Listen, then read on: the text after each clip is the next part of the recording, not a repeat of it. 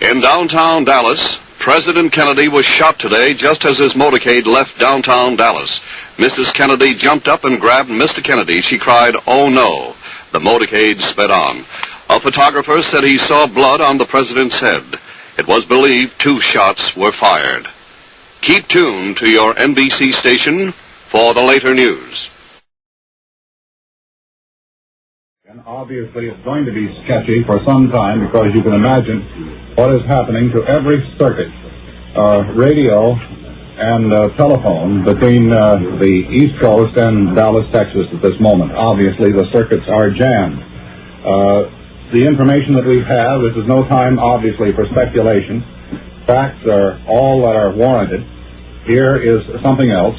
It was impossible to tell at once where Kennedy was hit, but bullet wounds in Governor Conley's chest were plainly visible, indicating the gunfire might possibly have come from an automatic weapon.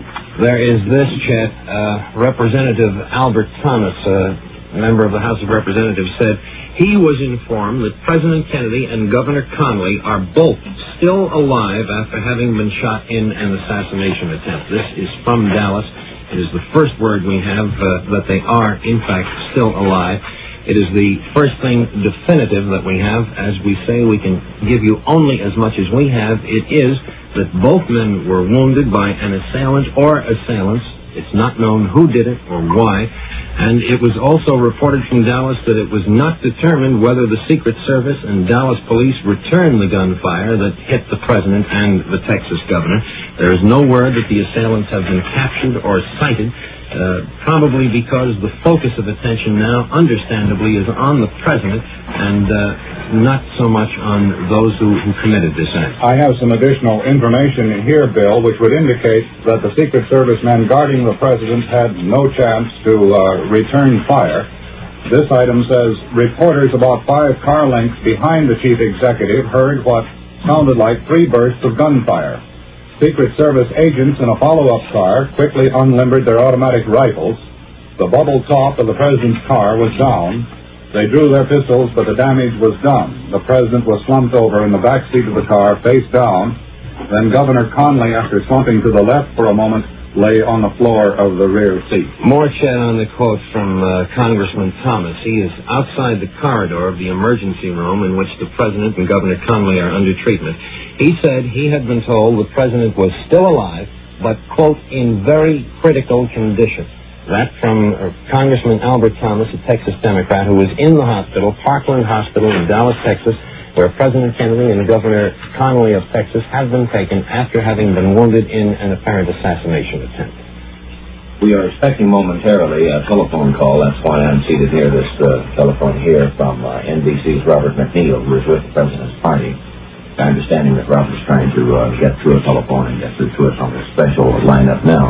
Perhaps at that time we'll be able to get more details on what the situation is at the moment, and perhaps some of these questions about what happened earlier can be answered for us today. In terms, Frank, of locating where it happened, a reporter, the AP man, Jack Bell, says the president and Governor Conley were shot as the motorcade entered a triple underpass, which leads to a freeway. They were leaving Dallas.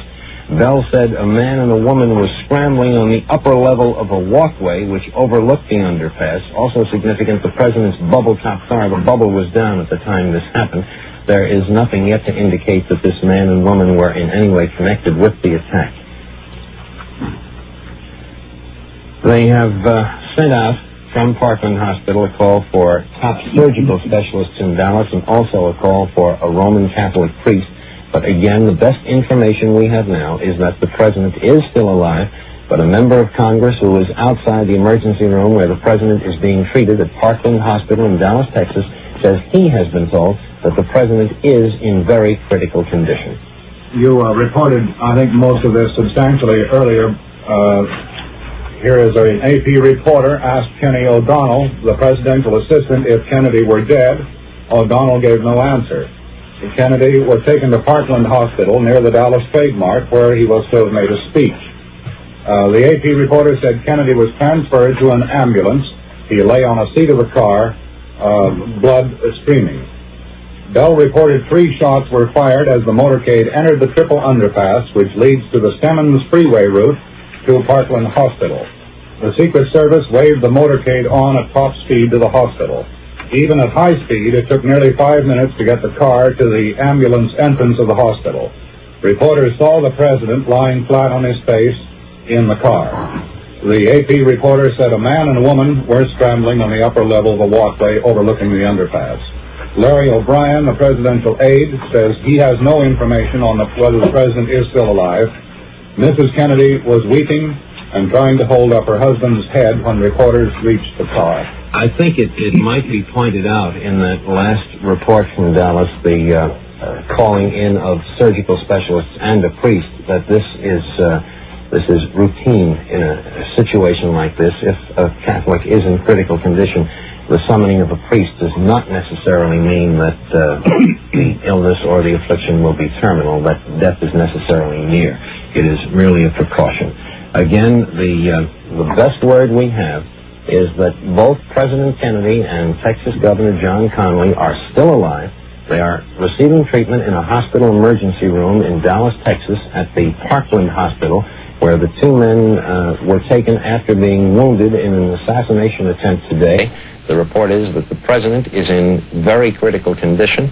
We have no more than that. You can appreciate that we would not have, because the prime concern of everyone now is to treat the president and the governor for their wounds and to save their lives if possible. Bill, if I may suggest this, you and Chet have been so busy bringing the bulletin information to the audience. Of course, a great many people are not aware of the earlier details of the story, and radio and television sets have been going on all around the country. So I wonder if for their benefit as well as for mine, I'm getting in on it late, if you could reconstruct what we know from the top in chronological order, insofar as you have those details. Well, basically, Frank, of course, the president was on this 2-day trip to Texas, making a series of speeches. It was said that one of his missions in Texas was to try and coalesce the divergent wings of the Democratic Party. He had made a speech in Fort Worth, Texas, which is, I think, about 25 or 30 miles from Dallas. He then moved to Dallas and was about to make a speech, was on his way to another site of a speech in Dallas, or just on the fringes of the city. This was a motorcade? It was a motorcade, and it was moving with, as has been reported, the bubble top of the presidential car down. This may have been a tragic mistake, but all we know is that at roughly 12:45 or so, the shots were fired. Central Standard Time? I think it would have been Dallas time. Yes, it would have been Dallas time. It has happened within the past 20 minutes. Yes, within the past 20 minutes or so. The president was headed for another speech, and the motorcade was moving along on this freeway, going under a ramp of another freeway when the attack took place. Here is some information on a speech which he apparently had just made before being shot. President Kennedy lashed out today at those he said who confuse rhetoric with reality. Speaking in an area where supporters are booming Senator Barry Goldwater's chances for the 1964 Republican nomination, Kennedy said that ignorance and misinformation, if allowed to prevail in foreign policy, yes, we will, handicaps this country's security. NBC News. Put Mr. McNeil on, please. This is Robin McNeil, our correspondent, who has been traveling with the president. Bob, are you there? This is Frank McGee. Bob, I'm in 5HN. We are on the air. You take it from the top, Bob, and tell us everything that you know, if you would, please, in chronological order. Starting at the very top, unless you have some late information on the president's condition.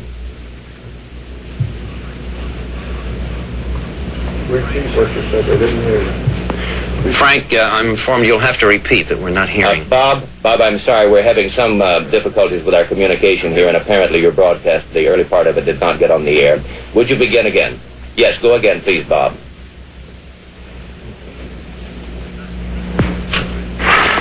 They're not getting the other end of the conversation, Bob, I'm Frank. sorry. You'll have to I'll tell you what, repeat. let's do it this way. You speak slowly, and I'll repeat what you say. All right, this is Robert McNeil reporting from Dallas. Now, please go ahead, Bob. Bob is at the hospital in Dallas, where the president has been rushed. The president is seriously wounded. This information comes from Texas Senator Ralph Yarborough, who was with the president.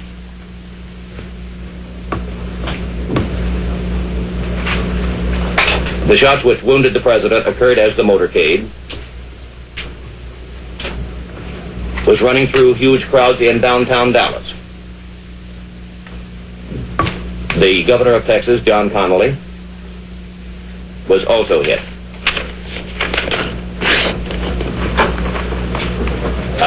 The Texas governor was sitting on the far side of the car, across from the president. Mrs. Kennedy, who was seated between them, was not wounded.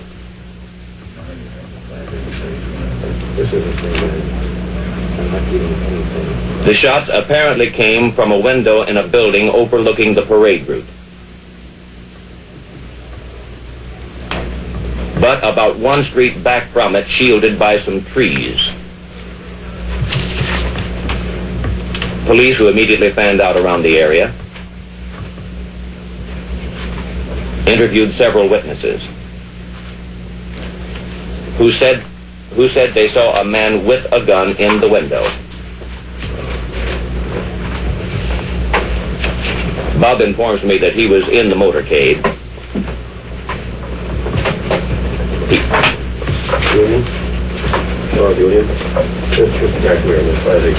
He says he was able to hear the shots. They stopped, and as the shots rang out, people lining the streets screamed and lay down on the sidewalk and in the street.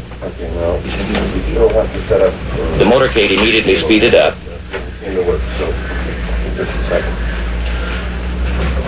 And rushed the president straight to the Parkland Memorial Hospital, from which you're speaking now, Bob.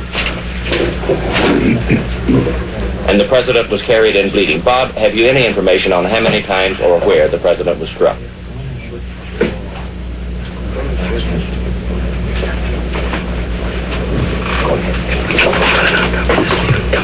Bob does not know how many times nor where the president was struck. All he knows is that the president was seriously wounded, and that is the latest information that they have. Think about what you're going to say when you go on there. He heard 3 shots. Another reporter at the scene says he heard 4. Turning to the Texas governor, Bob, can you tell us how many times or where he may have been? I see, Bob. Now, one further question. Can you tell us anything about the man who was seen with the gun in the window? Has he been placed under a... Put the phone on. They say that he was a white man. Go ahead. Put the phone on. There were a lot of Negro people around, but the man seen in the window was a white man. What kind of gun was it, Bob? Was it a rifle?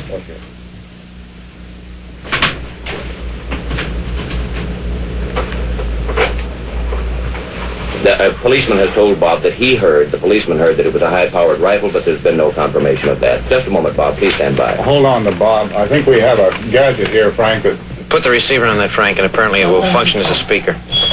And let Bob talk. Bob, I'm told that this little thing I've just attached to the telephone...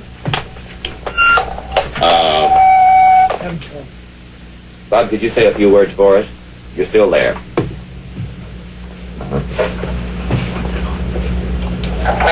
About the president's condition. Now, is this being broadcast, what is saying there now? That's right. I see. Yeah. Bob, I'll tell you what, I realize that you're in a terrible position. You cannot get information as long as you're on the phone, but do you think you would be better advised to remain on the phone or to break the connection and get back in touch with us? Your judgment. I think I would be better advised. Yes, Bob. This is being heard, what he is saying. Yes, right. Over this microphone here. What's your job, what? Hello? Yes, Bob. I have a medical student here. We're going to hold this line open for me. All right. And if you just chat with him or ask somebody else to chat with him until I come back in about 5 minutes. That's fine, Bob. We'll be expecting you, and I'll keep the phone and be talking with the student. We'll know when you come back. Thank you, Bob, very much. Frank, to interrupt for a moment, there is this from Dallas. While Robin McNeil is on the phone, of course, he is unable to gather information. President Kennedy has been given blood transfusions at Parkland Hospital in an effort to save his life after he and Governor John Connally of Texas were shot in an assassination attempt. The word still is that the president is in very serious condition. Other reports say he is in critical condition. Governor John Connally, I think, Chet, has been moved, has he not? Yes, we have this information which adds up to something rather inconclusive. It says the Secret Service said the president remained in the emergency room and the governor was moved to the general operating room of Parkland Hospital. One Secret Service man was overheard telling another that there was no need to move the president because emergency facilities were entirely adequate in the emergency room. That would indicate, just sort of a snap judgment evaluation, that Governor Conley was worse wounded than the president. But as I say, that is only a snap judgment evaluation. Or it could mean, Chet, that they are separating the two cases so that each can be given full attention. Right. The medical student who is on the line with me says he can see outside a window and that a sizable crowd has gathered outside the hospital. This telephone line, by the way, is connected to the hospital. What is the name of the hospital? Parkland Memorial. Parkland Memorial Hospital in Dallas, Texas, where the president and the governor have been taken. And NBC's Robert McNeil is getting the latest information now and should be getting back on the line with us very shortly. Again, to repeat, the president and Governor John Conley have been wounded. They were both shot as they rode in a motorcade through Dallas. And each is in serious condition to the best of our knowledge. But there is no more definitive word than that. We may get some now. We are going to switch to station WBAP-TV, Fort Worth, Dallas, and to newsman Charles Murphy. Well, that's all right. Just moments ago, authorities in Dallas took a young man into custody.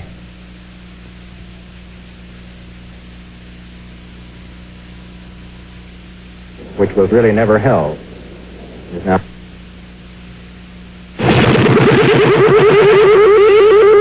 as you can appreciate, communication facilities, as you just saw, went in and out. This is a time of what would probably best be described as controlled panic. The arrangements for that switch to Fort Worth were made entirely hastily under conditions of extreme pressure, and that is why the picture came and the audio didn't, and then when the picture dropped, the audio came in. Again, to recap, to the best of our knowledge at this moment, both President Kennedy and Texas Governor John Conley have been wounded by an assassination attempt in Dallas, Texas. They were moving in a motorcade through a downtown section of the city. NBC's Robert McNeil has reported from the scene, and he was riding in the motorcade, that Mrs. Kennedy was not injured, although she was riding in the car with the President and Governor Conley sitting between them. Each was hit. There are reports that a white man was seen at the window of a building about a block away from the cars. There are other reports that a man was seen with a high-powered rifle. There is no indication yet that whoever fired the shots at the president and the Texas governor has been found. The word from Parkland Memorial Hospital is that President Kennedy is being treated in an emergency room of the hospital, that he has received blood transfusions, that he is in critical condition but alive.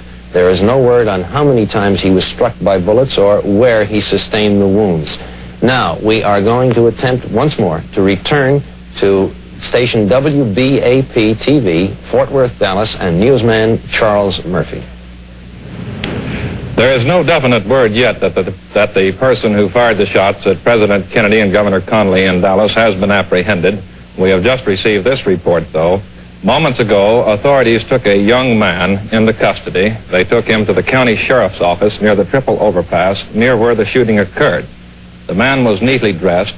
He's in his early 20s. He is protesting vehemently his innocence, and he says that he has witnesses to prove that he is innocent. 2 Roman Catholic priests have been summoned to the emergency room where the president is. A White House spokesman said someone had asked for the priest, but did not say whom. Blood transfusions have been administered to President Kennedy. Governor Conley has been moved to the general operating room. Repeating, just moments ago, authorities have taken a young man into custody in Dallas, but there is no definite word that this is the person who might have fired the shots at President Kennedy and Governor Conley. Charles Murphy reporting from WBAP-TV, Fort Worth, Dallas. These additional details from the hospital in Dallas, officials at the hospital say the president has been given a transfusion of B-positive blood. They are calling for fresh blood of that type to have it ready if additional transfusions were needed. Mrs. Lyndon Johnson, the wife of the vice president, was escorted by Secret Service agents into the emergency room where the president is being treated. Now, for Washington reaction to this tragic story, we go to NBC News Washington and David Brinkley.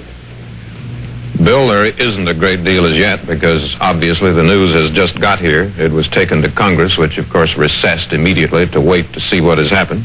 We've checked with the White House, which has told us it doesn't know any more than we know, and in fact has been listening to us to see what it could find out. The president's brother, Edward Kennedy, Teddy Kennedy, was on the floor of the Senate and was informed of the news by the Senate Democratic leader, Senator Mike Mansfield. The only word beyond that we have is that Senator Kennedy didn't know at the moment whether he would go to Texas or not.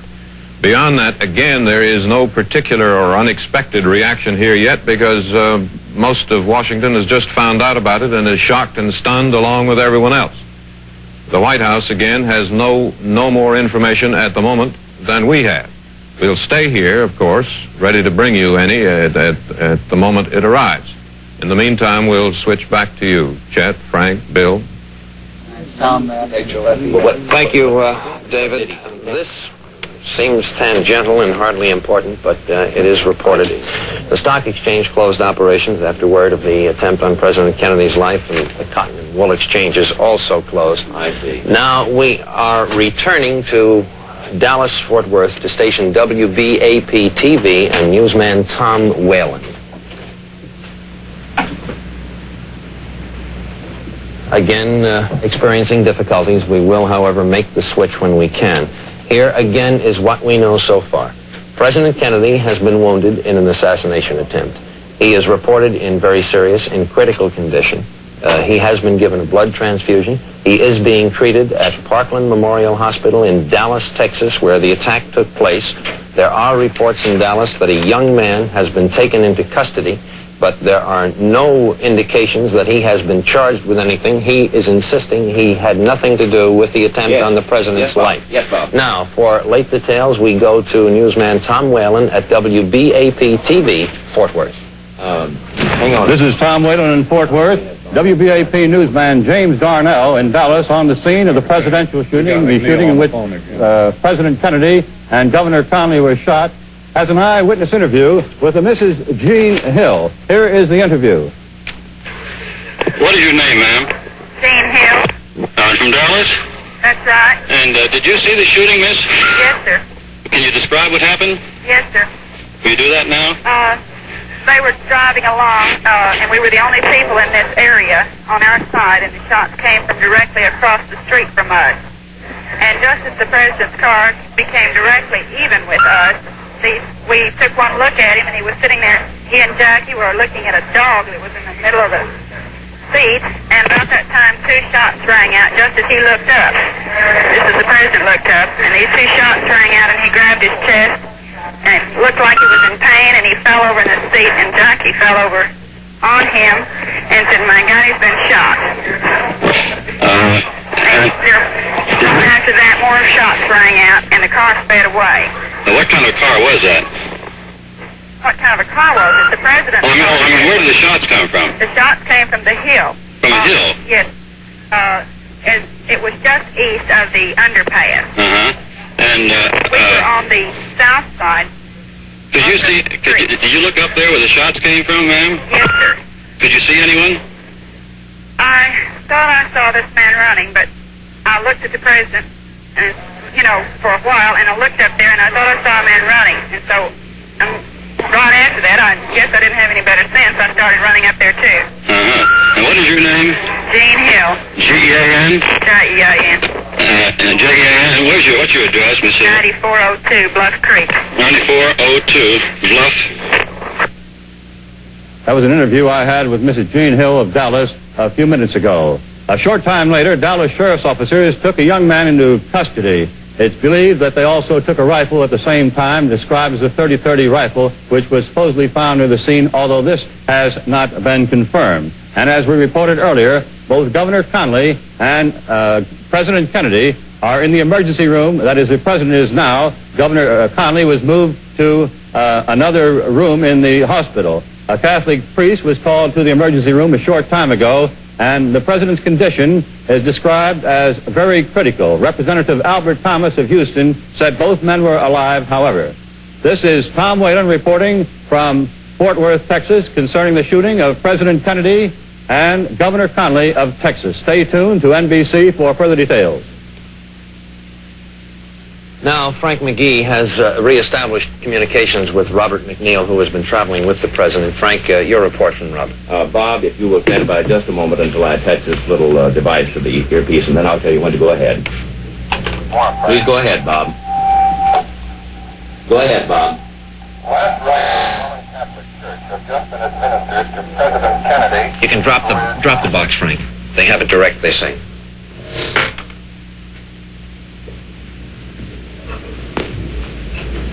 If you can give Bob a go ahead. He's going. He's going. And we're not getting it, so perhaps we'd better go back to the black box.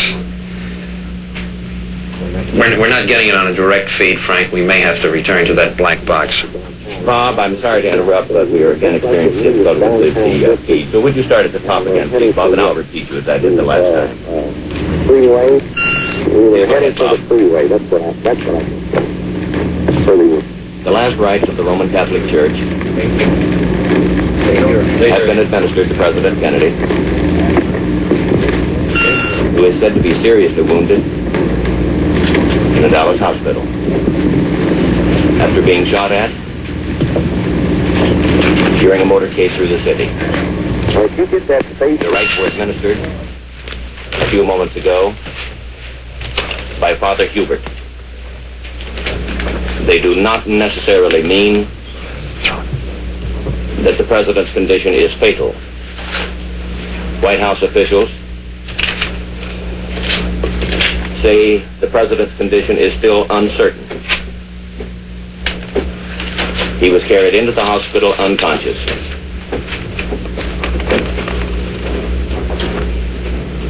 From the car in which he and Governor John Connally of Texas were both shot at. Mrs. Jacqueline Kennedy, who is in the rear seat of the open car beside the president, was not hurt. Vice President Lyndon Johnson, who was with the president, walked into the hospital. Bob, let me interrupt. Was he in the same car? All right, please, go ahead. Walked into the hospital, holding his own arm.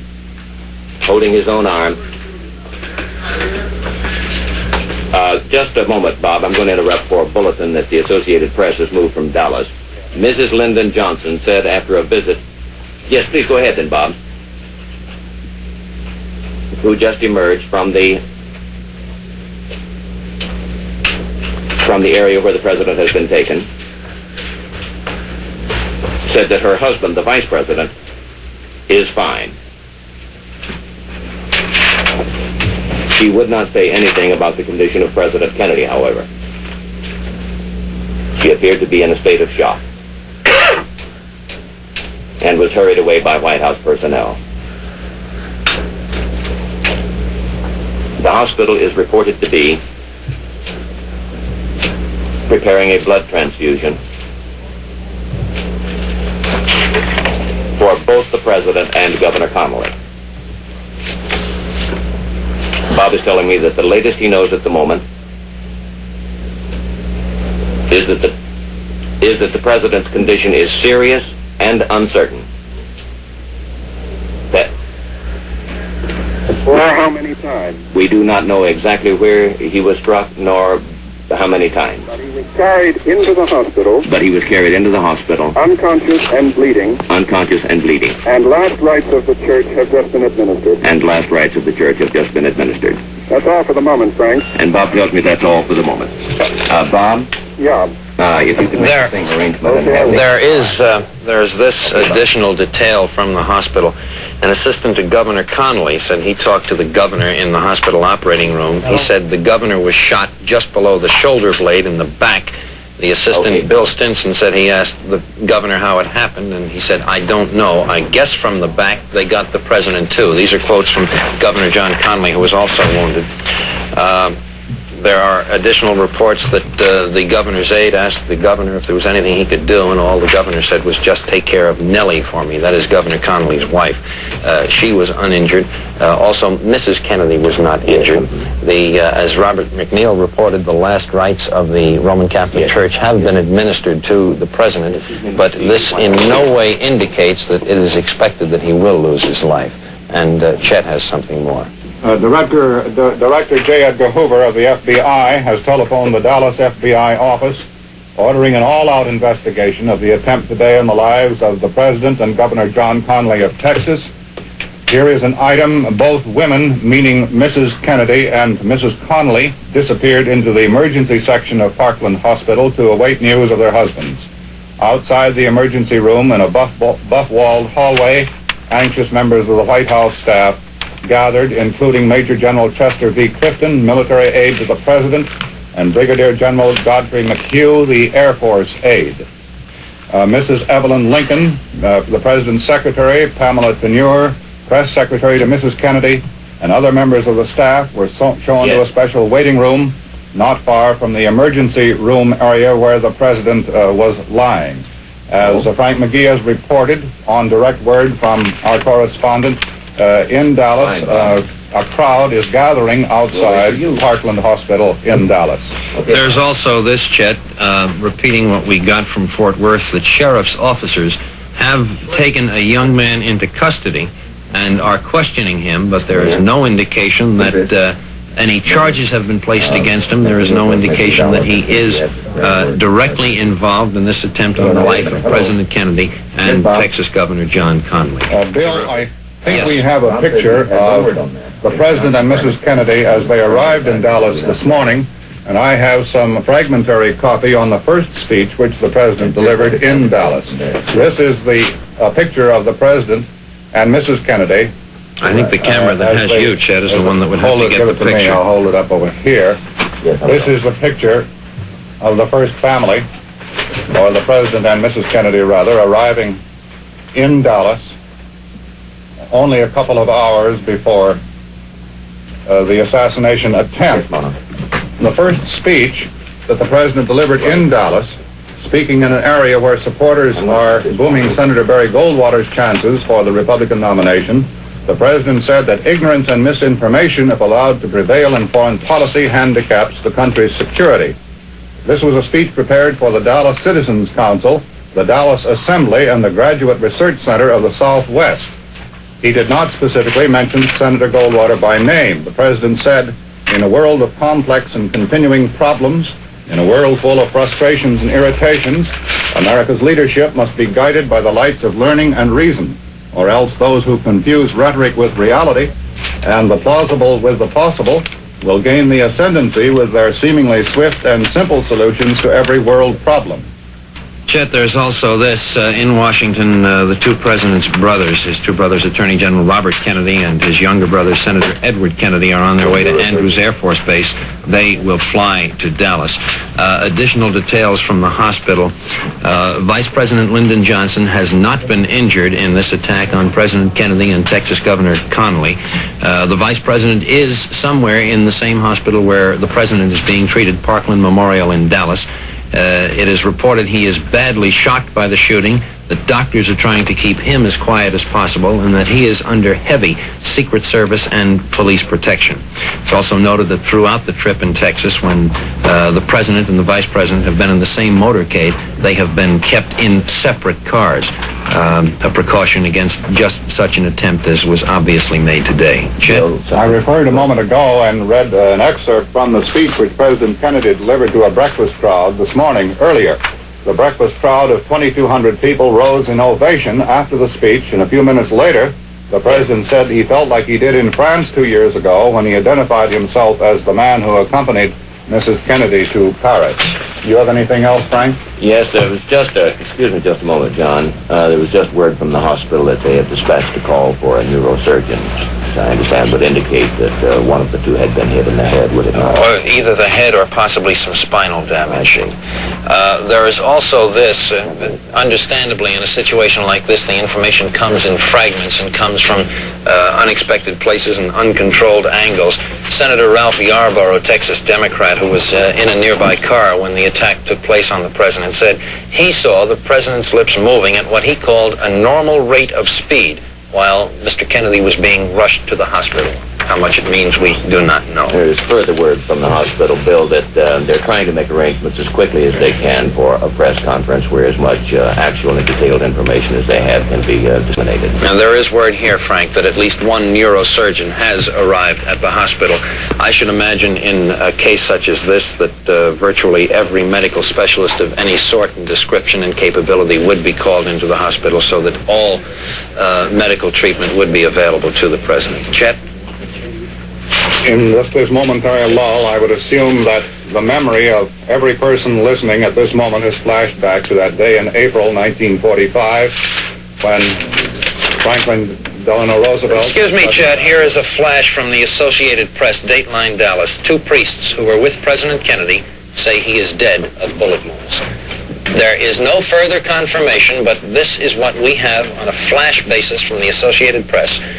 2 priests in Dallas who were with President Kennedy say he is dead of bullet wounds. There is no further confirmation. This is the only word we have indicating that the president may, in fact, have lost his life. It has just moved on the Associated Press wires from Dallas.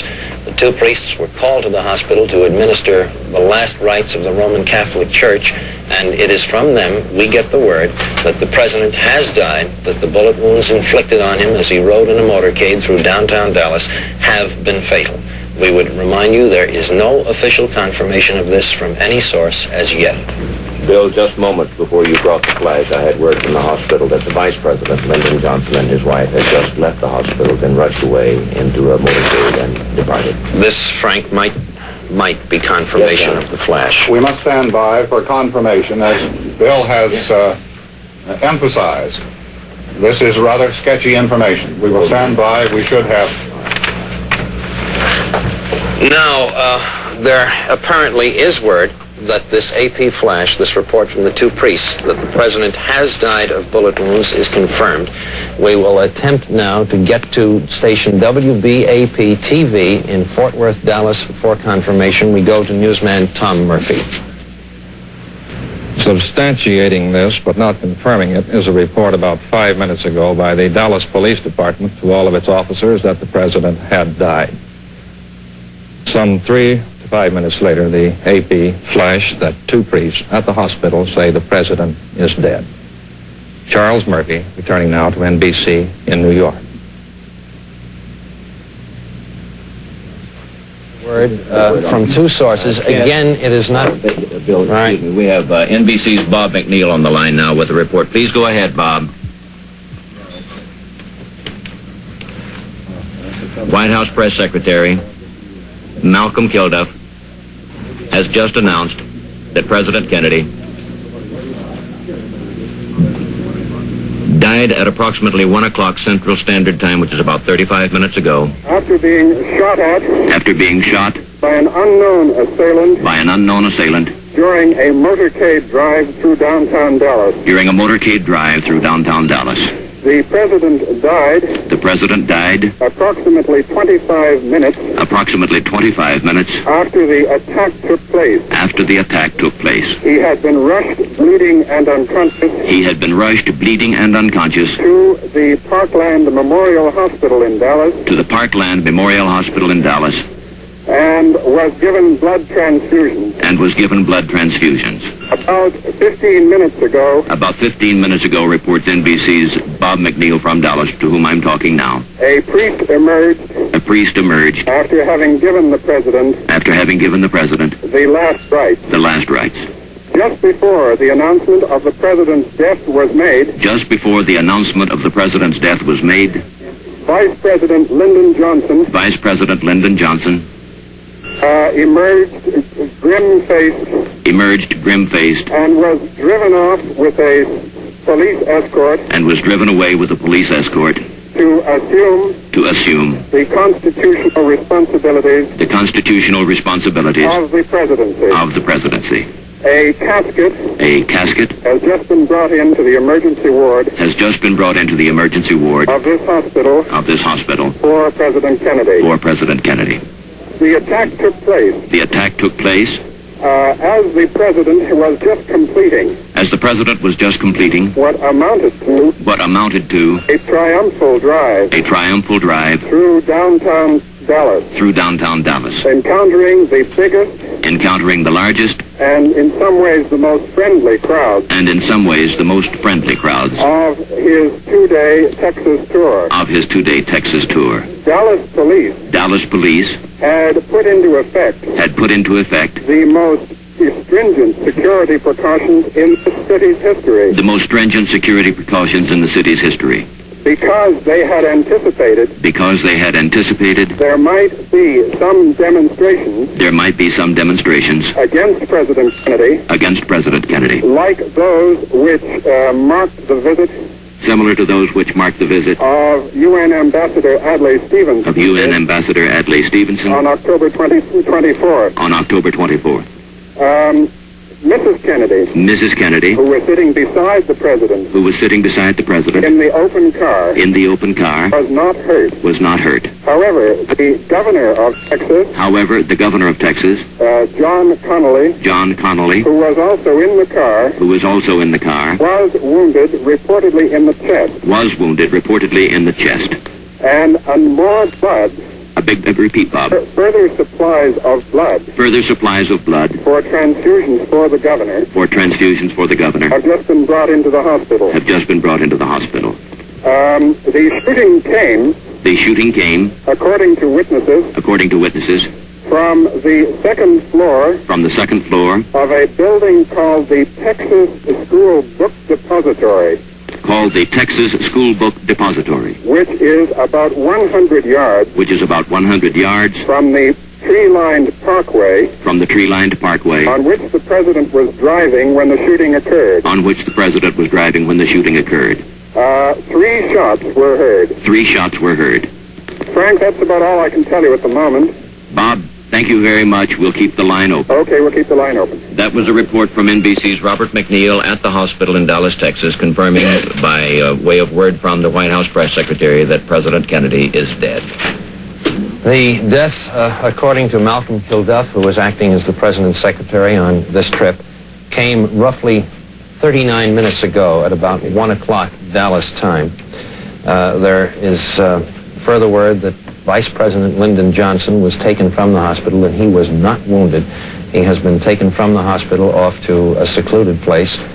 He will assume the constitutional duties, succeeding now the late John Fitzgerald Kennedy, the former president, the late president of the United States. Now, it is necessary, even at a time when an event is fresh upon us, to look forward. We will do that now as we go to NBC You're on Washington, TV, Bob. And David Brinkley. I'm relaying your words. The whole situation is, of course, that the Vice President, Lyndon Johnson, will be given the oath of office as President of the United States as soon as it can be done. I haven't had time to check this, but I believe the oath can be administered by anyone who can, a justice of the peace or anyone who can administer an oath. Had it happened in less unfortunate circumstances, he normally would be sworn in by the Chief Justice of the Supreme Court. But in this case, he will be sworn in by anyone who has the power to do it. That means, therefore, that Lyndon Johnson will be President of the U.S. and will finish out Mr. Kennedy's term running until January of 1964. What happens then, obviously, we don't know. The next in line for the presidency then, after Mr. Johnson, becomes John McCormick of Massachusetts, Representative John McCormick of Massachusetts, who is the Speaker of the House. He is, as I say, next in line. We were told a few minutes ago the Air Force had 4 jet airplanes on the ramp at nearby Andrews Air Force Base, ready to take off for Texas, and perhaps by this moment they have. I don't know. presumably to bring Mr. Johnson and other members of the party back here, and or to take some of the members of Mr. Kennedy's family to Texas. I assume, though we have no other details as yet, but I assume that Mr. Johnson will return to Washington immediately and will take over the late President Kennedy's duties. Now, that is about all of the detail we have at the moment. As I reported earlier, Senator Edward Kennedy, the president's brother, was presiding over the Senate in Lyndon Johnson's absence. The vice president, when he leaves his job in the Senate, can turn the gavel over to anyone, any member. In this case, Senator Edward Kennedy was presiding when the word came of the shooting. At that time, it was not known whether the president was dead or alive. A reporter in the press gallery upstairs overlooking the Senate gave the word to a Senate page, who then went down and told senators on the floor, the leadership. The Senate was adjourned immediately and then was called back into session for a prayer by the Senate chaplain, the Reverend Frederick Brown Harris. In the meantime, the members left the floor and gathered around the news tickers and waited to see what has happened, and by now they know.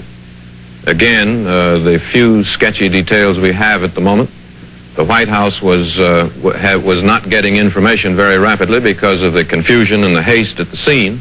So what we have learned from Texas, not from here. Here is a late report. Cabinet members of Mr. Kennedy's cabinet, that is Secretary of State Dean Rusk, the Secretary of Interior, Stuart Udall, and others, but I'm relying on memory. I don't remember who else was there.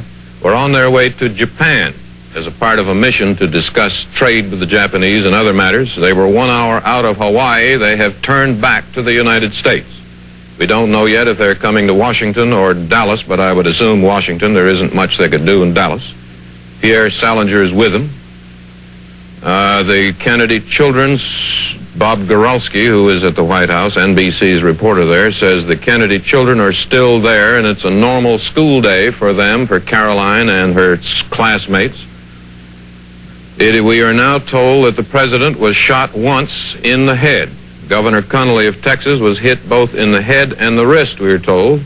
The police have found a rifle of some foreign make. We don't know what make, nor do we know exactly who had it, but we are told again, as we've reported earlier, that a young man was picked up at the scene and is being questioned. We don't know who he is.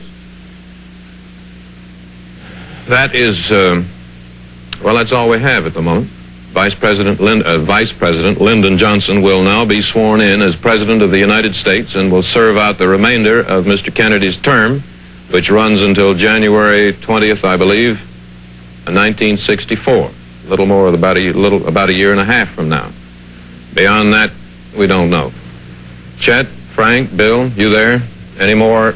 Do you have any more from Texas or elsewhere? Yes, David, just this. President Kennedy was assassinated today in a burst of gunfire in downtown Dallas, Texas. Texas Governor John Connally was shot down with him. The president, cradled in his wife's arms, was rushed in his blood-spattered limousine to Parkland Hospital and taken to an emergency room. An urgent call went out for nurses and for blood. The president was 44 years old. He was shot once in the head, as David has just reported. Governor Connally was hit in the head and the wrist. Police have found a foreign-make rifle. The president was conscious as he arrived at the hospital.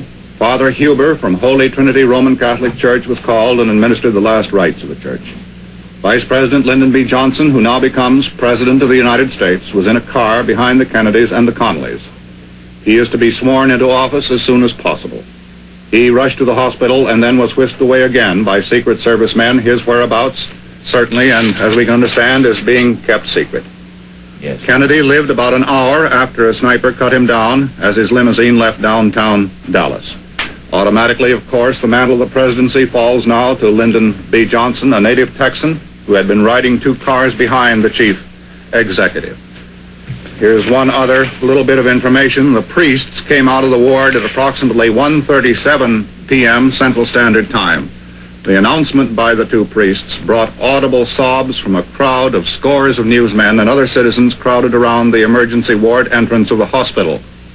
Senator Ralph Yarborough of Texas, talking only a few minutes before to the newsmen, collapsed in sobs as he told of witnessing the slaying of the president. Yarborough said he was in the third car behind the president. It seemed to him, he said, that at least 2 of the shots came from the right rear. He said he couldn't say anything about the third shot. So, that is the story. The President of the United States is dead. The new president is President Lyndon Johnson. The memories of, I suppose, all of us are flashing back to that warm April spring day of 1945 when we lost the wartime President Franklin D. Roosevelt. For many of us, this is the second time around that we have been through one of these crises. The last shooting incident, not fatal, involving a president occurred in 1950 when President Harry S. Truman was in office and was living in Blair House in Washington. The White House was being renovated at that time. You may recall that 2 Puerto Rican nationalists tried to gun their way into Blair House and assassinate President Truman, who was taking a nap at the time on the 2nd floor. So that is the story. The President of the United States is dead. The new President of the United States is Lyndon Johnson. Mrs. Kennedy, we understand, is still at the hospital. She was not hurt. The White House spokesman have refused to comment on her condition. President Johnson is under heavy guard and was whisked away from the hospital by White House officials. President Kennedy, we are now informed, was shot in the right temple. It was a simple matter of a bullet right through the head, said Dr. George Berkeley, the White House medical officer. Chet, we have more details, once again reestablishing contact with our station in Fort Worth, Dallas. And so, for additional information, we go to station WBAP-TV, Fort Worth, Dallas, and newsman Charles Murphy. The car wanted in connection with the assassination of President Kennedy has been stopped in Fort Worth. Police report that the suspect in the shooting is in custody. Further word will come later. Fort Worth is 30 miles west of Dallas.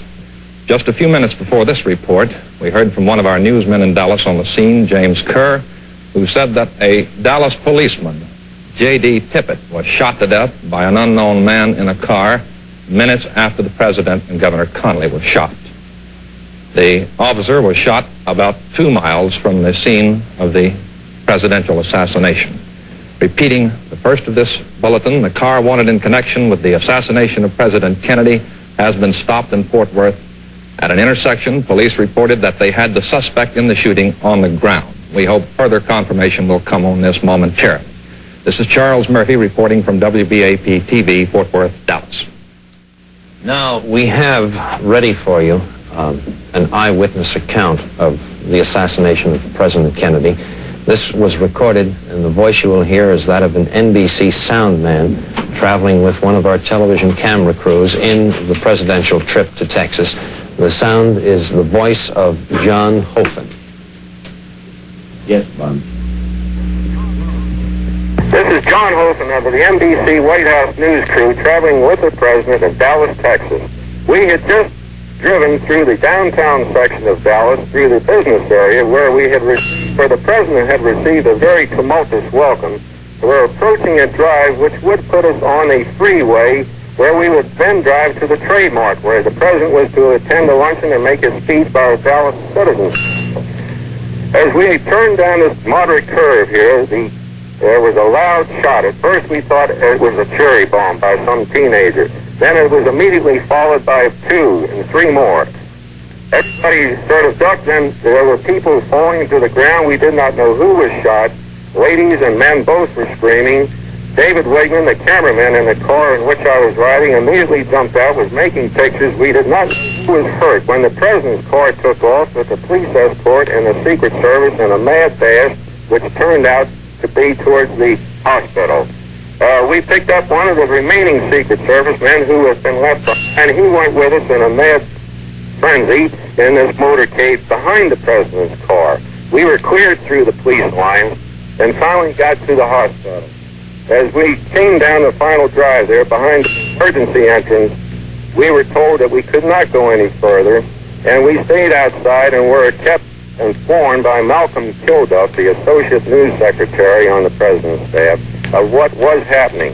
As I left the hospital to come over here to this phone, which is approximately a block away, he whispered in my ear, he says, "John, we understand the President has died. Since waiting here on the phone, they have made announcements that he has died." That was the recorded voice of John Hofen, an NBC sound man who was traveling with a television film unit in the presidential motorcade and who witnessed the assassination of President Kennedy.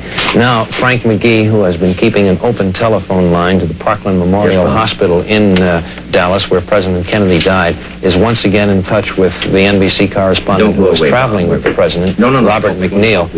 Here now, Frank and his communications with McNeil. Yes, Bob, I understand that they're clearing the room, so would you give us a report on what you can see from there now? Well, President Kennedy's body, Frank... President Kennedy's body? ...is in the emergency section. I'm sorry, Bob, I understand you can be heard directly now, so go right ahead with a straight report. President Kennedy's body is in the emergency section of this hospital at the end of a long corridor. For the past 45 minutes, the corridor has been filled with bewildered-looking White House officials, hospital interns, reporters. Now police are clearing out the entire corridor, and we believe that the president's body is about to be brought out. A bronze coffin was taken in about 15 minutes ago, and that was shortly after White House Press Secretary Malcolm Kilduff had officially announced that the president died at 1 o'clock Dallas time, that is 2 o'clock New York time, after the shooting incident in downtown Dallas. Bob, thank you very much. Does this mean you will have to leave this telephone? I can hold on for a second here, Frank, I think. Well, please do. I'll hang on as long as I can. Yes, as long as you can. And that's the word from Dallas, Bill, at this time. Thank you very much, Frank. Merrill Muller, I think you have some additional detail here. The flag at the White House has just been lowered to half-mast. We also have 2 eyewitness reports on the wire services. One eyewitness reporter, a television reporter named Mal Couch, said that he saw a gun emerging from the window of a warehouse.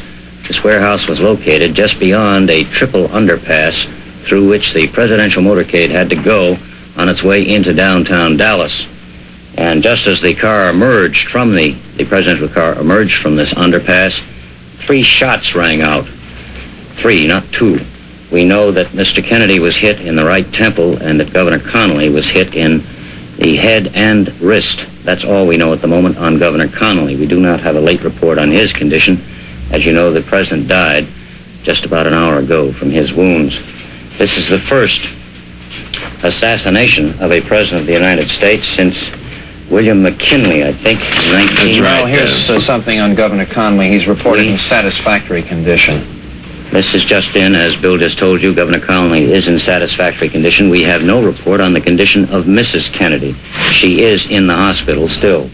Traveling behind a police escort with his wife, Lady Bird Johnson. She is now the First Lady of the land since Mr. Johnson has become President of the United States. Lady Bird Johnson has been under heavy guard and is in seclusion somewhere in downtown Dallas. Actually, Merrill, excuse me, do you have information? This is not information. Well, I was just going to say that President Kennedy is the 3rd American president to be assassinated since Lincoln. The others were James Garfield in 1881 and William McKinley in 1901. And as a matter of fact, this continues one of, I suppose you'd have to call it one of the grimmest statistics in American history. No president in the last 100 years who has taken office in the 0 year has completed his term of office. They've all died. The Capitol is now starting to react to what has happened in Dallas, and for a report on that, we go now to Martin Negronsky, NBC News in Washington. This is the flag at half-mast outside our studios here at NBC in Washington. We assume that the flag at the White House is at half-mast in the same way, and that all over this capital city of the United States, wherever the American flag flies, it has been lowered to half-mast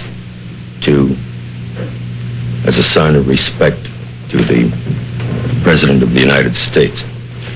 We have very little news as yet on the reaction in Washington. It happened so suddenly. There has been very little opportunity for any real reaction.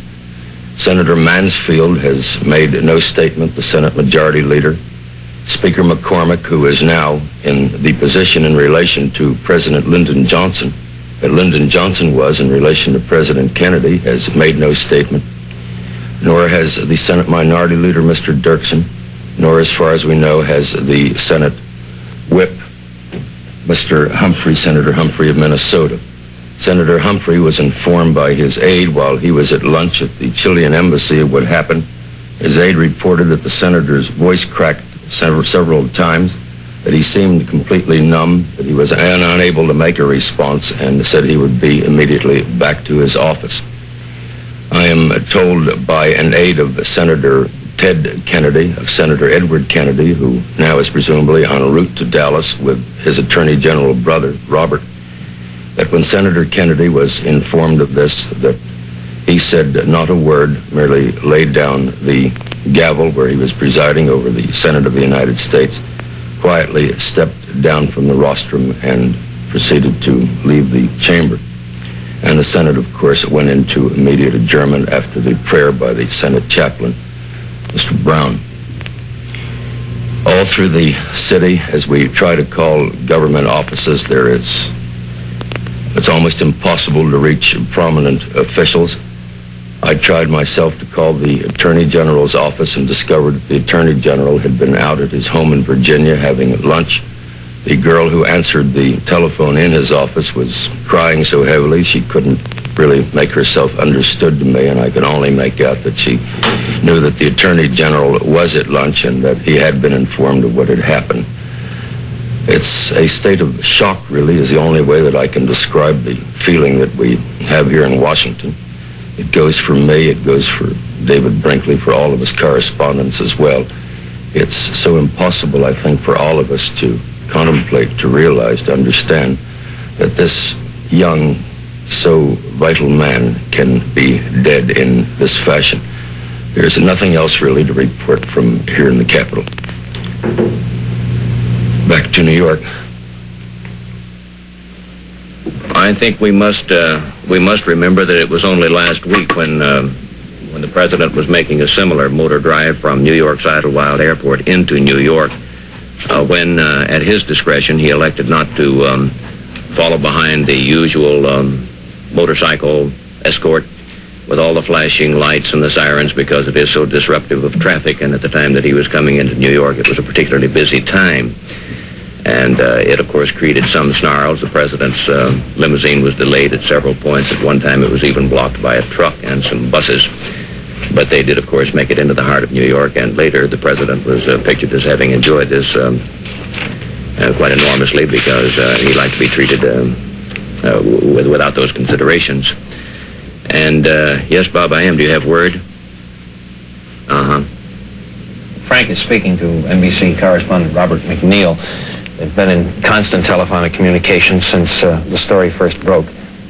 Robert has been working at the hospital, and of course you can appreciate that there are times when he will be off gathering information, other times when he will come back to the phone to report to us.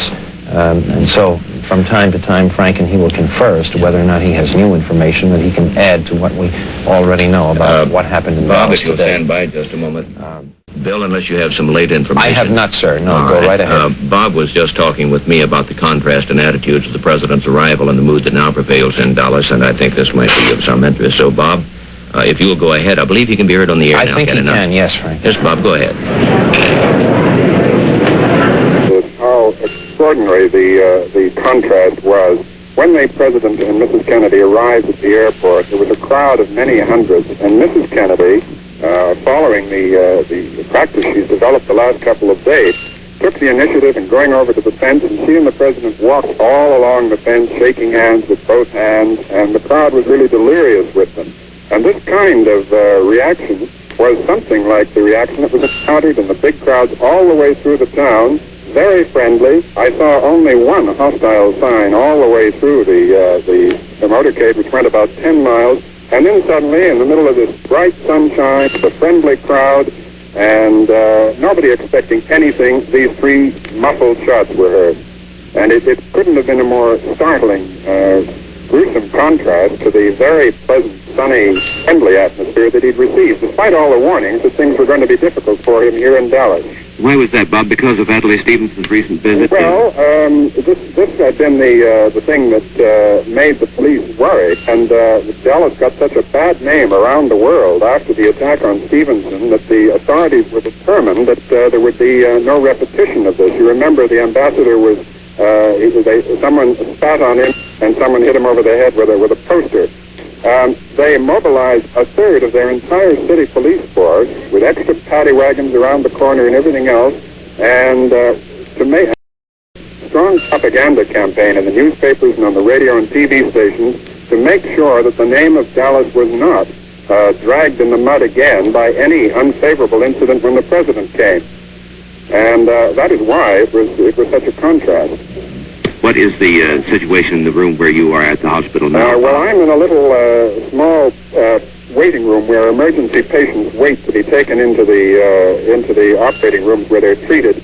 And there are a few policemen who are the only ones left in the long corridor leading to the room with double swinging doors, behind which we assume the president's body is being placed in the bronze coffin, which was taken in about half an hour ago, and from which we expect it to come out shortly.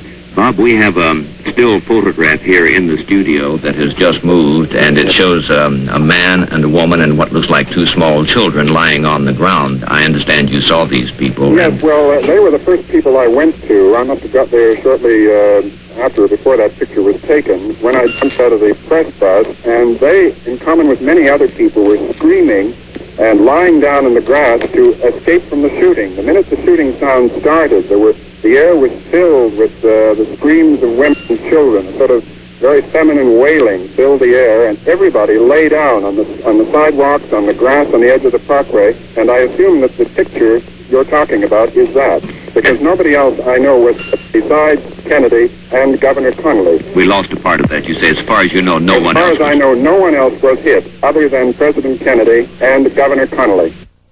And about the area or the building from which the shot apparently was fired, could you describe that for us and tell us about how far away it was from the car and how they would have been able to see the car from that distance? Yes, well, I'll describe the scene. There was, as you come out of the main street of downtown Dallas, which was packed with people, it feeds into a parkway called the Triple Underpass.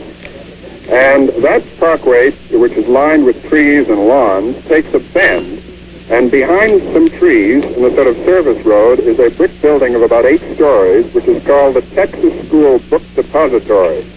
Now, according to witnesses, 2 of them who I talked to and the police talked to, say they saw a man with a gun in the, one said the 2nd floor, another one said the 4th floor, a window of that building. Now, from either floor, Frank, he would be able to see over the low trees to about 100 yards away where the president's car was. An unobstructed view, Bob? I would think so. I was not able to go up to either of those windows, so I couldn't see for myself, but looking at it from the ground, it looked as though it would be.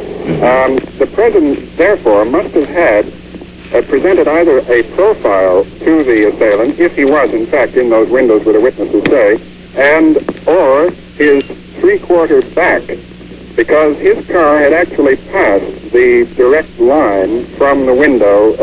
You see, the way it went is the car would have approached the window head-on, then turned left and gone down a slight decline under the underpass. Just a moment, Frank. Yes, Bob.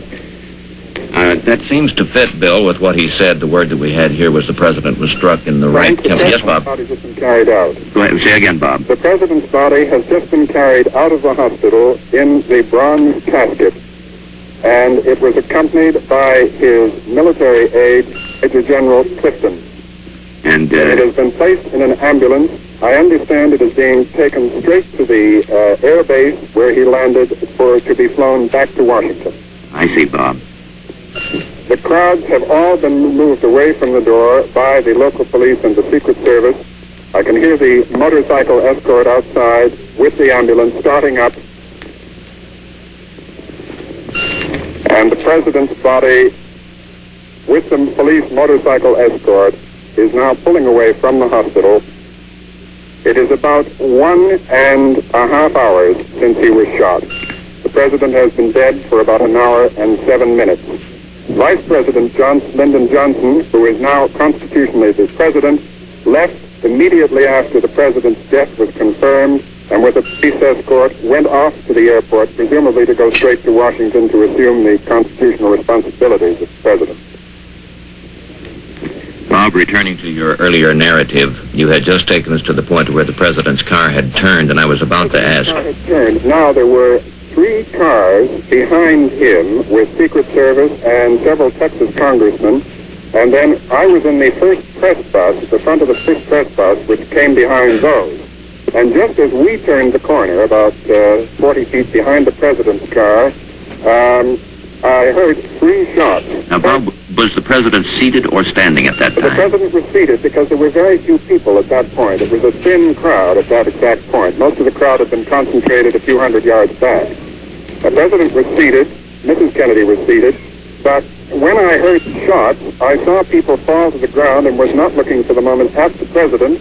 The car immediately disappeared under the underpass and speeded up to go straight to the hospital. And I left the press box and went to this building from which shots reportedly came. Mm-hmm. What sort of a building is it, Bob? Well, it is I told you the title. It's the Texas School Book Depository. It's a orangey brick building of about 8 floors, and it was showing an expanse to the street of maybe about 8 windows wide in the front. Well, Bob, from the point where they think the man with the gun might have been seen to where the president was actually felled, would it have been possible for him to have been struck by a bullet in the right temple? I believe that if he was using a high-powered rifle with a telescopic sight, one policeman told me he understood it was a high-powered rifle. I don't know about the telescopic sight. I assume that from that distance it could be. I see. About how fast was the president's motorcade going at the time of the slowly. firing? It was about, by that time, having just gone around the corner, it was probably between 15 and 20 miles an hour. Mm-hmm. And Vice President Lyndon Johnson was how far behind? I'm not sure, Frank, which car. There was a jumble of congressmen in the car immediately behind, and I'm not sure which car Vice President Johnson was in.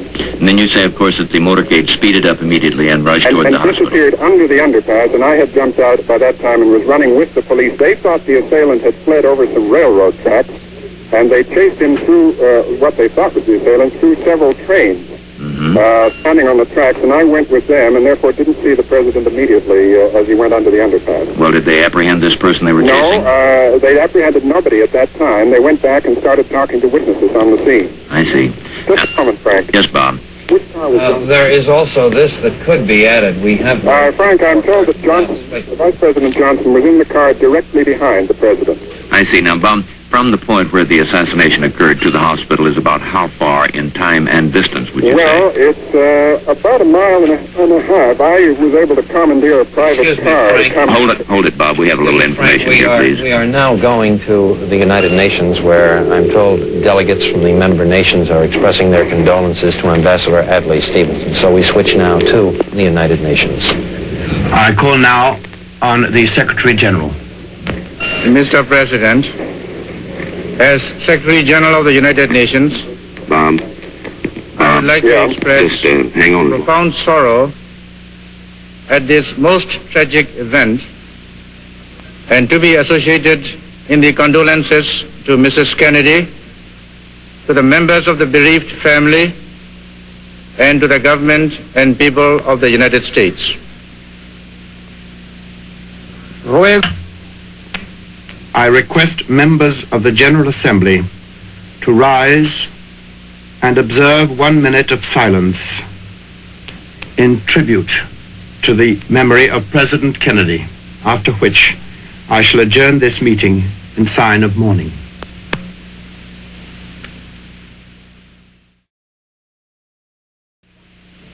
Delegates of the 111 member nations of the United Nations standing in a moment of silence in sympathy to the United States government for the loss it has sustained today with the death, the assassination in Dallas, Texas of President John F. Kennedy.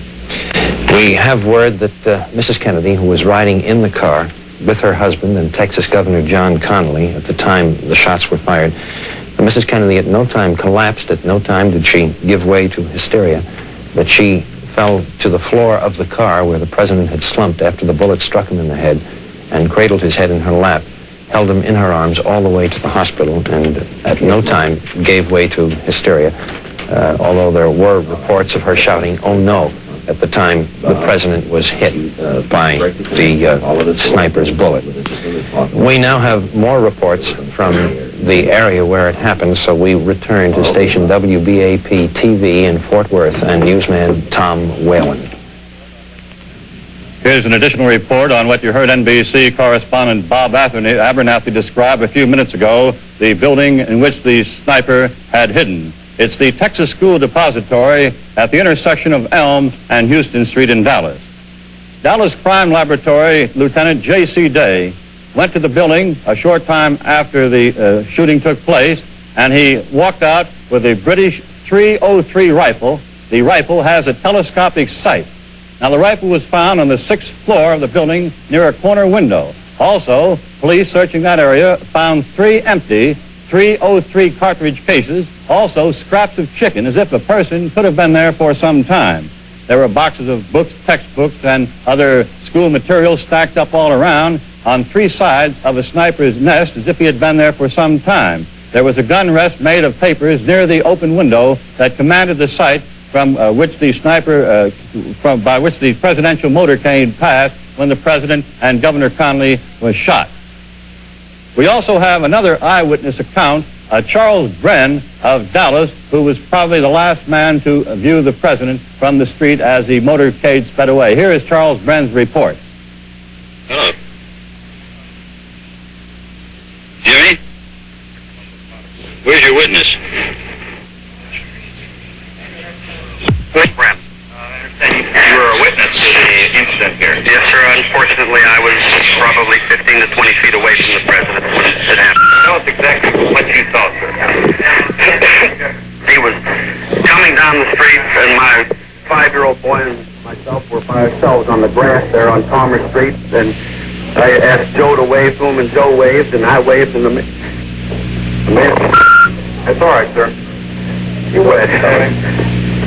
As he was waving back, the shot rang out, and he slumped down in the seat. And his wife reached up toward him, and he was slumping down, and the second shot went off, and just knocked him down from the seat. The 2 shots. Did you see the man who did this? No, sir, I did not see the man who did it. All I did was look in the man's face when he was shot there, and saw that expression on his face, and grabbed himself and slide.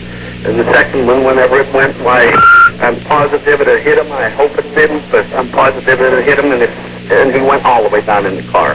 Then they speeded up, and I didn't know what was going on, so I just grabbed the boy and fell on him, and hoped that there wasn't a maniac around.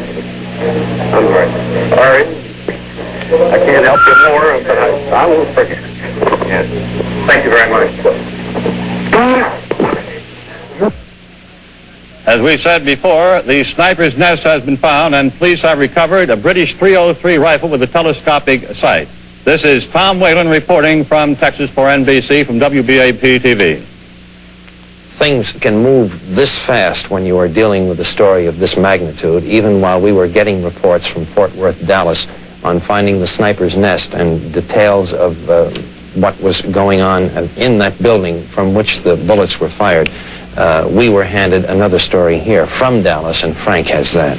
Well, it's to the effect that a Secret Service agent and a Dallas policeman have been shot and killed some distance away from the area where President Kennedy was assassinated, and no other information was immediately available. Now, there was an earlier report, Frank, from WBAP-TV that a Dallas policeman had been shot to death approximately 2 miles from the scene where the assassination of President Kennedy took place.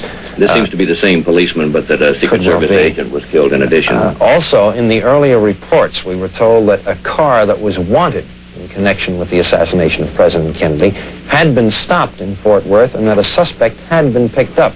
Now, we have had no further word on that, no indication whether the police have or feel they have captured the person or persons who took part in this successful attempt on the life of President Kennedy. As NBC's Bob McNeil reported just a few moments ago, the president's body has been taken away from the hospital where he died after being assassinated, and it is the assumption that it is being taken to the airport where he had arrived just a short time earlier for his motorcade and planned speech in Dallas. The assumption is, and a great deal of what we're doing now is assumption. The assumption is that he will be taken by plane back to Washington, where his body will lie in state. Mrs. Kennedy, at last report, was still in the hospital. It was now President Johnson, Lyndon Johnson, left the hospital a short time earlier, and the thought there also was that he was headed for the airport to catch a jet back to Washington, where he will be sworn in as President of the United States. There is this, Frank. Robert Goralski reports from the White House that George Reedy, who was Lyndon Johnson's assistant, has just arrived at the White House, and the speculation is that that is in preparation for the administering of the presidential oath to Mr. Johnson. Excuse me. Go ahead. I was just going to say that it always occurs as soon after the death of a president as possible. There is no particular protocol or formality for it. As far as we know, the vice president is contacted and informed of the passing of the president, if he does not already know, and is almost immediately sworn in. Sometimes there is a private swearing-in ceremony that is repeated later. But it is not a joyous occasion, as you can imagine, and constitutionally, the vice president becomes president immediately upon the death of the president of the United States. So Lyndon Johnson is now president of the United States and will presumably be sworn in sometime this afternoon. There are reports, Frank, that the president's father and mother, Mr. and Mrs. Kennedy, were informed of the attack on their son at Hyannisport, Massachusetts, but there is no indication that we have yet that they know that they have in fact lost their son. There was an indication that when they were told he had been wounded, that his mother, Mrs. Rose Kennedy, was getting ready to fly to Dallas. Presumably those plans may change. Also, Governor John Connally of Texas, who was riding in the car with the late president and was wounded, it is reported that he is not out of the woods, but that his vital signs are good. He has been operated on for a gunshot wound in the chest. Doctor said that the governor of Texas has a good pulse. His respiration is satisfactory, although he is in much pain. Europe, as we might expect, has been deeply stunned, shocked, and no doubt amazed by what happened in Dallas today. Our servicemen overseas got word of it on the Armed Forces Network. In the Vatican, Pope Paul VI was immediately informed.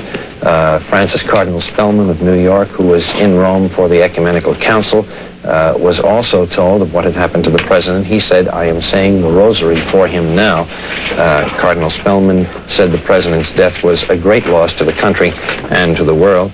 In Great Britain, radio and television suspended their regular programming after the flash of the president's death was received there. It came in London at about 7:30 in the evening, British time, and the Soviet news agency TASS carried a flash on its circuit this afternoon saying, and I quote from TASS, "It has been officially announced that the United States President John F. Kennedy has died in a hospital after an attempt was made on his life," again, and still quoting TASS, "by persons as believed from among the extreme right-wing elements." Close quote on TASS. Frank? Well, it's just a note here, Bill, that it was at 2:05 p.m. I suppose that would be Central Standard Time. It was Eastern Time. No, it would have been Central Time when the president's body was removed from the hospital. It was driven away in a lengthy cream-colored ambulance, and the curtains, the side curtains, were tightly drawn. There is something here, Frank, on at least one of the persons, and there may have been two, there may be only one, picked up in connection with the assassination of President Kennedy. A white man in his mid-20s was arrested in the Riverside section of Fort Worth in the shooting of a Dallas policeman. A man with black curly hair, wore a red shirt, denied that he was connected with the assassination of the president. He was in handcuffs when he was seen by reporters. So a man has been taken into custody. It is in connection with the shooting of a Dallas city policeman. There is no word yet whether this is or is thought to be the man or person who today assassinated President Kennedy, apparently with a single shot from a high-powered rifle fired from the 5th floor of a building, which was, as we are told by Robert McNeil, roughly 100 yards from the president's motorcade, which was traveling at slow speed. Now, we are starting to get conflicting reports on weapons. There was one that it was a .303 rifle, and that 3 spent .303 cartridges were found on the 5th floor of this building, along with some remnants of chicken, indicating that the sniper staked himself out for quite a while before firing the fatal shot today. Now there is another word that a Mauser has been found. 7.65 Mauser. It's a German Army rifle which had a telescopic sight with one shell left in the chamber. 3 spent shells were found nearby. What this means, whether this is the weapon or the other, we do not know. Possibly the Mauser is measured in millimeters and might come close to being a .303, Frank. Might well be. I would expect certainly that during these early and confusing moments of this thing, we're likely to get conflicting reports. It's of no consequence in the final analysis. The president is dead, has been shot. I'm sure that all of us from time to time have wondered if it is really necessary to go to the great lengths that the Secret Service does go to in trying to protect the life of the President of the United States. Each infinite detail is checked out. I would assume, but I think it's a safe assumption, that the driver of the automobile, who was a Secret Service man, knew instantly where the nearest hospital in Dallas was located. And the reports we have received from there say that he sped away immediately and went directly to the hospital in an effort to spare the president first from further gunfire, and secondly, of course, to get him to the hospital as quickly as possible. But despite the inconvenience and the annoyance that is connected with the Secret Service effort to protect the life of the President of the United States, it still comes as a tremendous shock to us to realize that a thing like this can happen in our country, and with the precautions that are made. One of those who was a witness to the assassination today and was a member of the presidential party was Texas Senator Ralph Yarbrough, and he went to the hospital when the president was taken there and was the first to give newsmen anxiously awaiting in corridors outside some indication of what the president's condition might be. This is a picture, I think, if we can get it here on our frame, of the Texas senator at the hospital as he came out and tried to talk with the newsmen. Everyone was shocked and broken up, and he quite obviously is under some stress and strain, appears to be in tears. Texas Senator Ralph Yarbrough. Frank, in speaking of precautions taken in presidential motorcades, the security, the attempts to protect them from any possible attack, I have ridden in those motorcades, and you have too, and I'm sure you realize that total protection is just completely impossible. As they realize this, well, if one stops and thinks, here you have a distance of maybe 15 or 20 miles, and the person that you're trying to protect is in an open automobile. Quite frequently, he is standing and waving. The distance from his arrival point to his destination, as I say, could be 15 miles. You can have hundreds, literally hundreds of thousands, and on occasion millions of people lining these streets. There are hundreds and hundreds of buildings on either side where an assassin could attempt to conceal himself. So in a very real sense, it is an impossible thing to give complete and total protection to the President of the United States. Wasn't even attempted, as a matter of fact, prior to the assassination of Abraham Lincoln. We had no Secret Service. We have further reaction, Frank, from overseas on the loss of President Kennedy. West Germany's Chancellor Ludwig Erhard said the news fills the German people with deep grief. Again from Rome, Cardinal McIntyre of Los Angeles, Cardinal Ritter of St. Louis called together the student priests of Rome's North American College to recite prayers for the late president. Cardinal McIntyre said Cardinal Ritter and myself were having dinner when we heard the news, astounding news of President Kennedy's death. And Cardinal McIntyre said, we are shocked, grief-stricken, and our hearts are pained.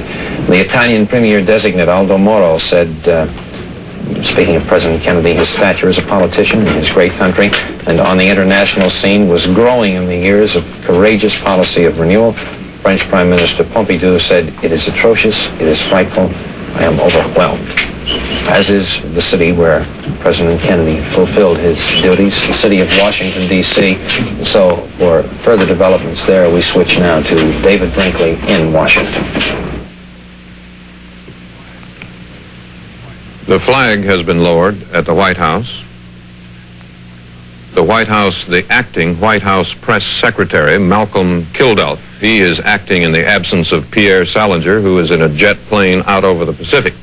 He, along with 4 members of the president's cabinet, was on his way to Japan for a meeting. When the news reached them about a half hour ago, the plane turned around and headed back toward Hawaii and then back toward Washington. Kilduff said the president's body would be flown to Washington this afternoon. Senator Kennedy, Senator Edward Kennedy, the president's brother, and Mrs. Sergeant Shriver, his sister, that's Eunice Kennedy, arrived at the White House a few minutes ago. From there, they took a helicopter to Andrews Air Force Base, which is a few miles outside of town. From there, they will take a jet plane to fly to Dallas to join Mrs. Kennedy. The Attorney General, Robert Kennedy, was at home in Virginia having lunch when the news came. He lives a mile or so outside the city limits. He came back into town and is leaving or has left for the airport also to fly to Texas. The government has been closed down. Congress has adjourned. The 4 members of the cabinet, as I say, who were over the Pacific have turned back. Some of the comments from members of the Senate betray the same shock and horror expressed by everyone else on hearing the news. For example, Mike Mansfield, the Democratic leader of the Senate, when the news came to him, said he was a man who contributed so much and deserved so much more in return. Senator Bible of Nevada said it's one of the great tragedies of our lifetime, and the world has lost a great champion in the United States, a courageous president. And Senator Byrd of Virginia said he was deeply shocked. It's a disaster, and he could not find words to express his distress.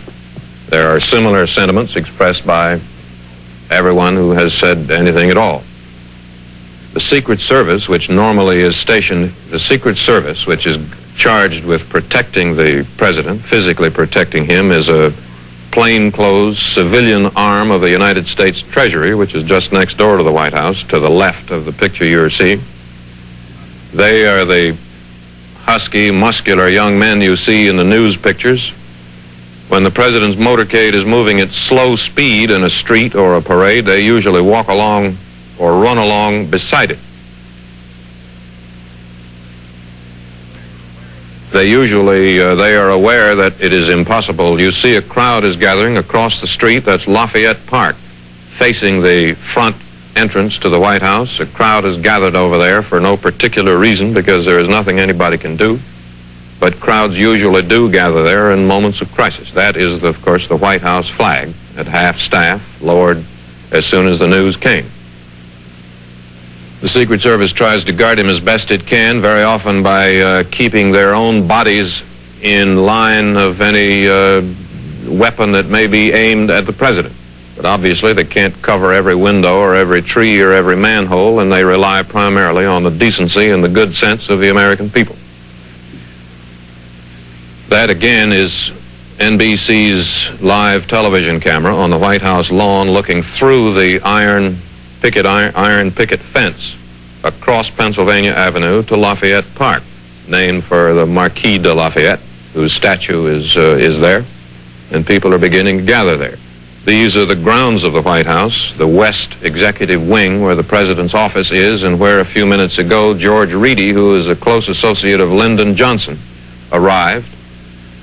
Didn't say anything, but we assume he came to help make arrangements for the changeover of administration. We don't know specifically yet that Lyndon Johnson has been sworn in, has officially taken the oath, but whether or not he has, he soon will, and whether or not he has, he's president anyway, because that's how the Constitution spells it out. He will, of course, serve out the remainder of Mr. Kennedy's term until January of that we don't know. That is about all the detail we have here at the moment, Frank. So we'll switch back to New York for any further details you may have from Dallas or elsewhere. I'd say only this, David, that we are still in touch with Dallas, and as we are with you there in Washington, and very shortly, of course, the emphasis of one part of the story will shift from Dallas back to Washington. It is being anticipated that the president's body is being flown back to the nation's capital, perhaps even now, and that is where we expect President Johnson to officially be sworn in. We are anxious, of course, for further information on the quest for the assassin. We do not know whether the actual assassin has been placed under arrest yet or not. We've had stories that one, perhaps two persons have been placed under arrest in Texas, and we have had stories within the past half hour that a Secret Service man as well as a Dallas policeman were killed in a shooting incident sometime after the president had been assassinated. The assumption here would be that the two shootings are connected, but it's not necessarily true. So in very short order, the story will shift to Washington for the formalities there. We'll remain in Dallas for the search for the assassins there, and we will keep our team standing by in both areas to bring you the developments as soon as we have them. That's the point I was trying to make. Yes. There is this, too, detail on Mrs. Kennedy following the assassination of her husband, the president. Mrs. Kennedy and the president's body were escorted from the emergency entrance of Parkland Memorial Hospital in Dallas by 2 motorcycle officers. It is said that Mrs. Kennedy walked out the back door of the emergency entrance as the president's body was being taken out. She walked slowly. She looked around her in what is described as a dazed manner and appeared to be in a state of shock. Those who saw her enter the hospital an hour and a half earlier said she had not been hysterical, but in spite of the tremendous experience she had undergone and was undergoing, she had managed to control herself and keep her head. There is this ironic note: the main body of the reporters who daily cover the president apparently did not know that he had lost his life until they got to the destination which the motorcade was headed for, the Trade Mart where the president had been scheduled to make a speech this afternoon. As Robert McNeil has pointed out, he was in the first press bus riding behind the president, and that was 3 cars behind the president's car. But the main body of the White House reporters was at the rear of the motorcade. They were riding in 2 buses, and there were many of them who did not know of the shooting until they got to the downtown Trade Mart in Dallas, and there they found out their first hard news of what had happened, although they did have some idea of what was going on when they saw the motorcade start to fall apart and Dallas police and Secret Service men start to take off in all directions.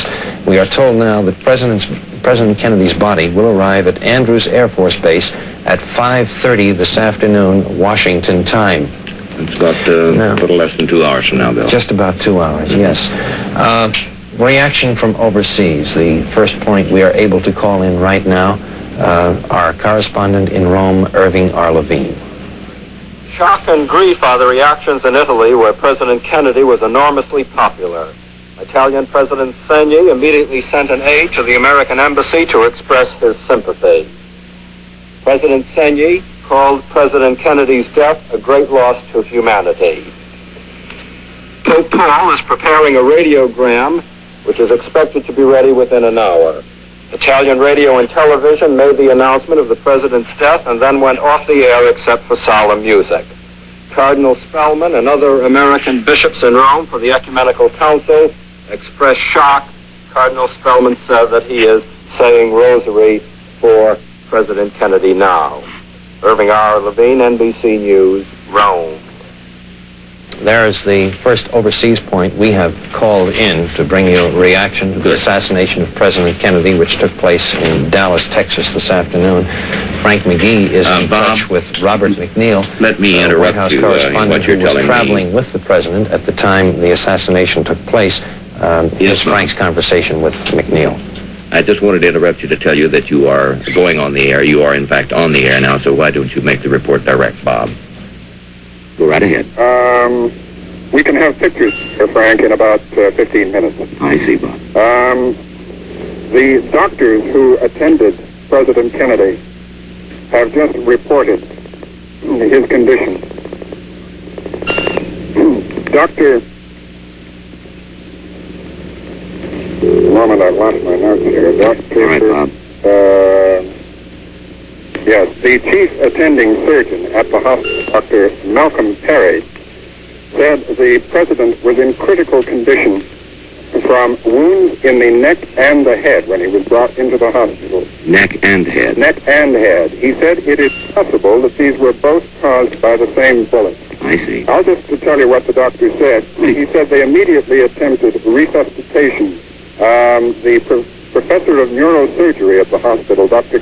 Clark, was called in, and several other doctors. They arrived, but the president's condition at that time did not allow any sign of resuscitation. He was critically ill and moribund, that is, near death. Mm-hmm. They attempted respiration. They gave him oxygen anesthetic. They performed a tracheotomy, that is, making an opening into the neck to assist breathing. They gave him blood and fluids, and also tests in the tube to remove any possibility of air getting into the pleural space. They attached an electric cardiograph to monitor his heartbeat, but shortly after that, his heart failed, and they tried external massage to produce a heart movement again, this was without any success.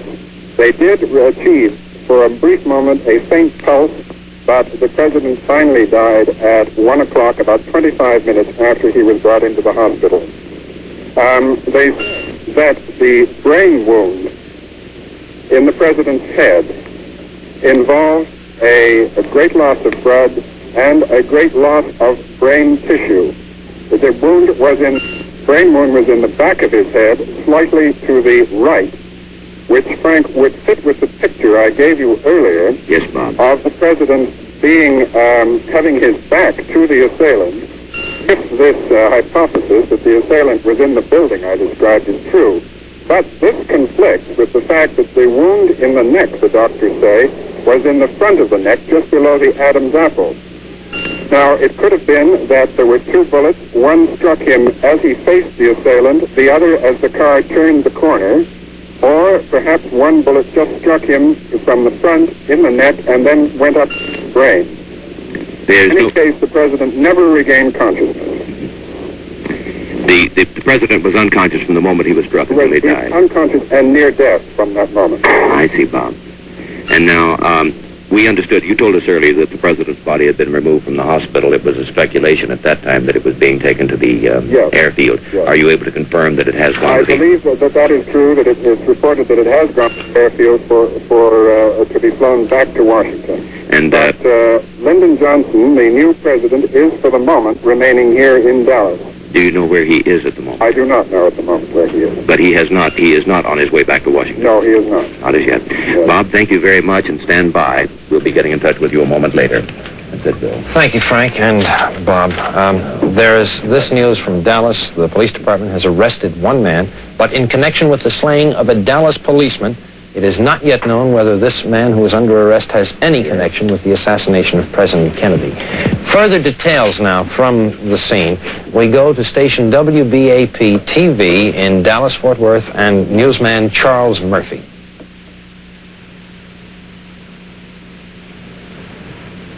Late film has just arrived in our newsroom from Dallas. This unedited film shows the scene at the crowded Dallas Trade Mart when news of the shooting was announced.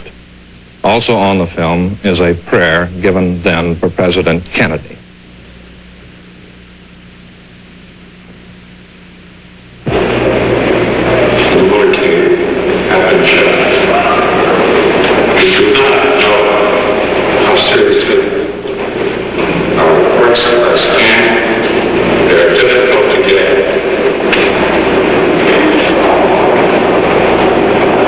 We shall tell you as much as we know, as soon as we know. May we all stand for a moment? I'm sure there's a desire in each of our hearts to bow our heads in the presence of Almighty God, when each, in our own way, would come to Him. Let us pray.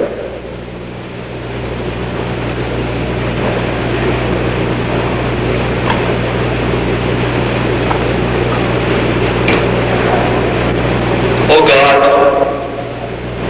none of us can find words to express the deepest feelings of our hearts.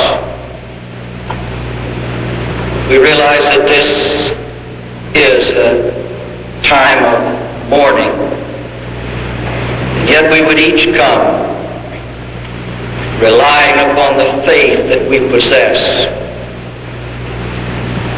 We would each come with perhaps the most earnest prayer that we ever offered in behalf of our president, our governor, the members of their families. So we pray that even in this gathering, that we may reveal that calmness that shall be pleasing to Thee, and that we shall await word in a spirit of prayer. In Thy holy name, amen.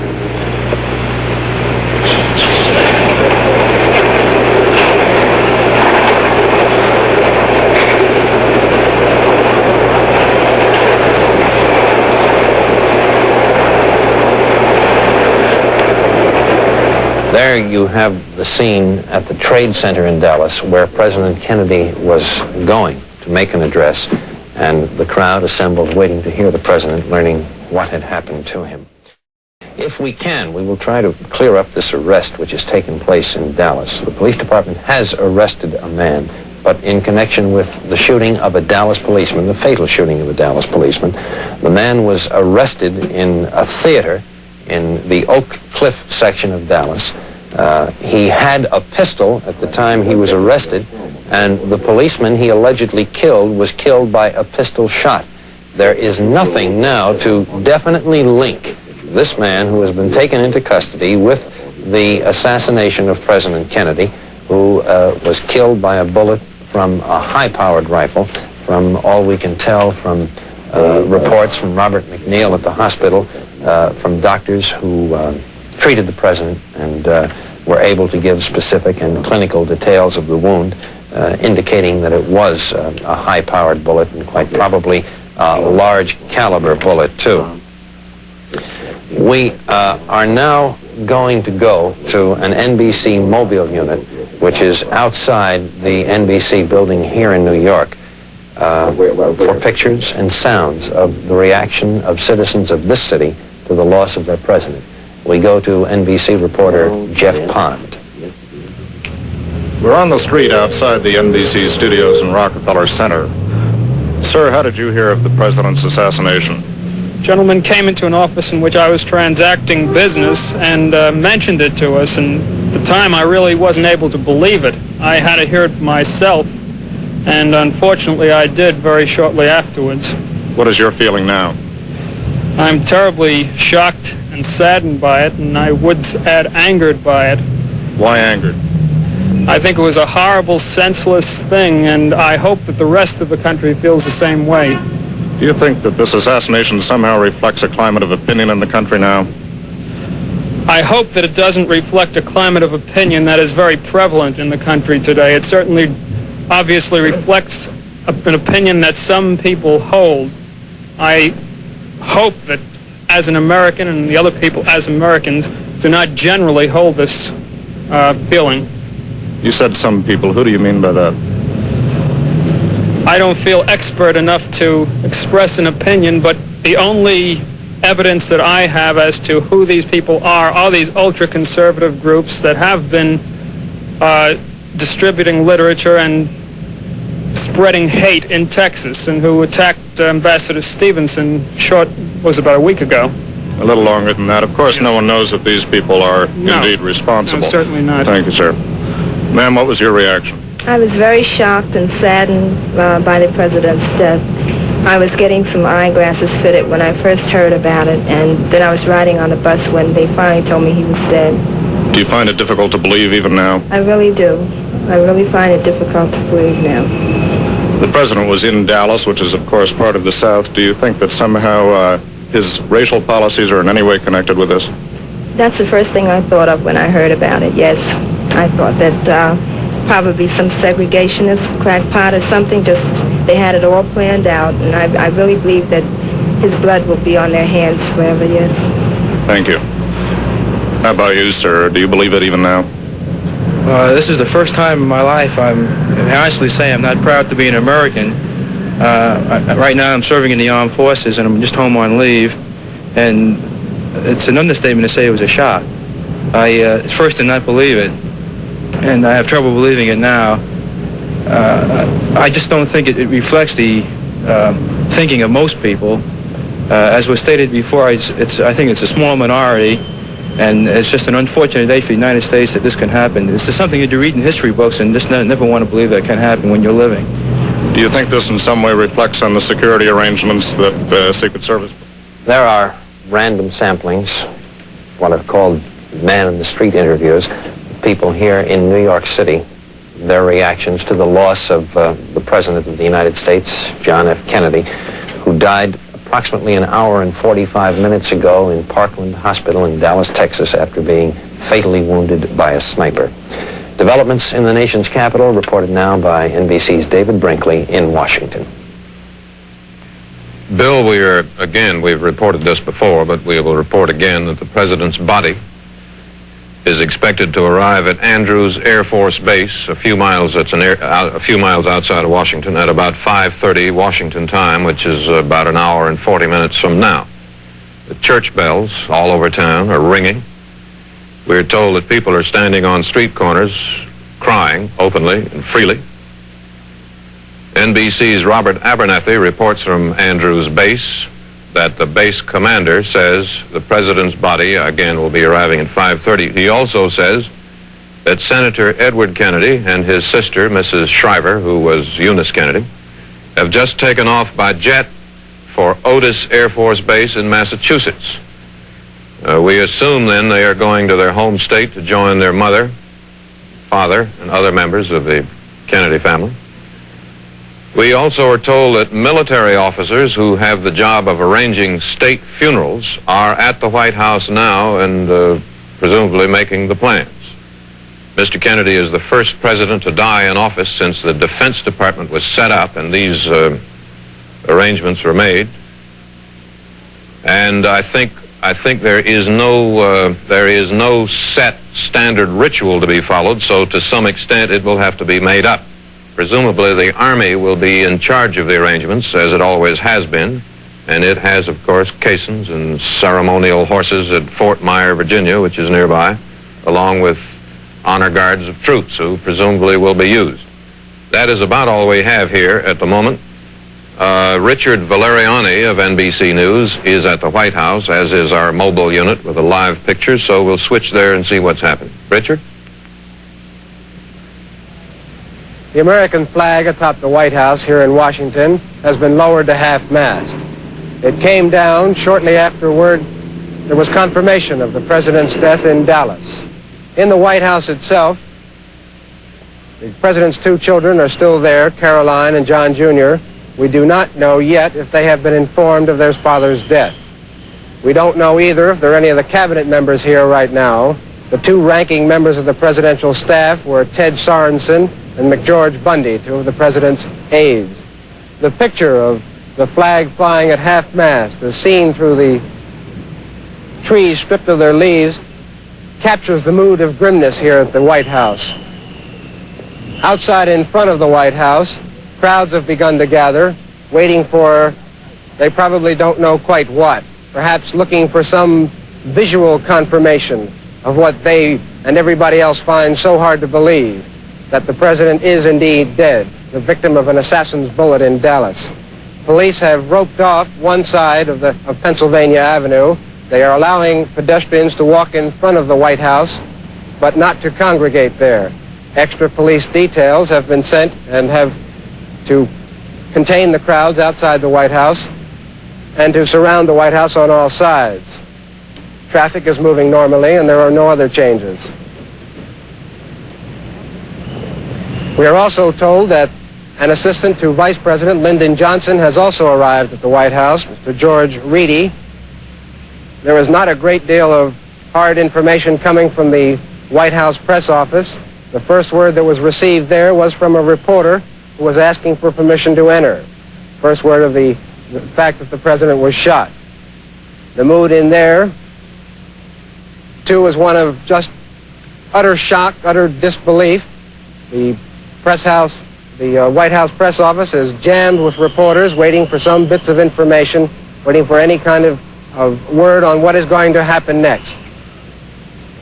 To repeat, most of the news from here is being received from Dallas. There is no late information on what the next developments will be.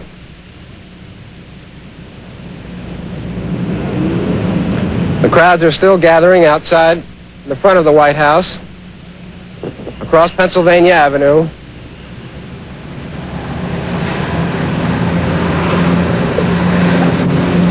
The weather in Washington is gray, rather unseasonably warm, slight chill in the air.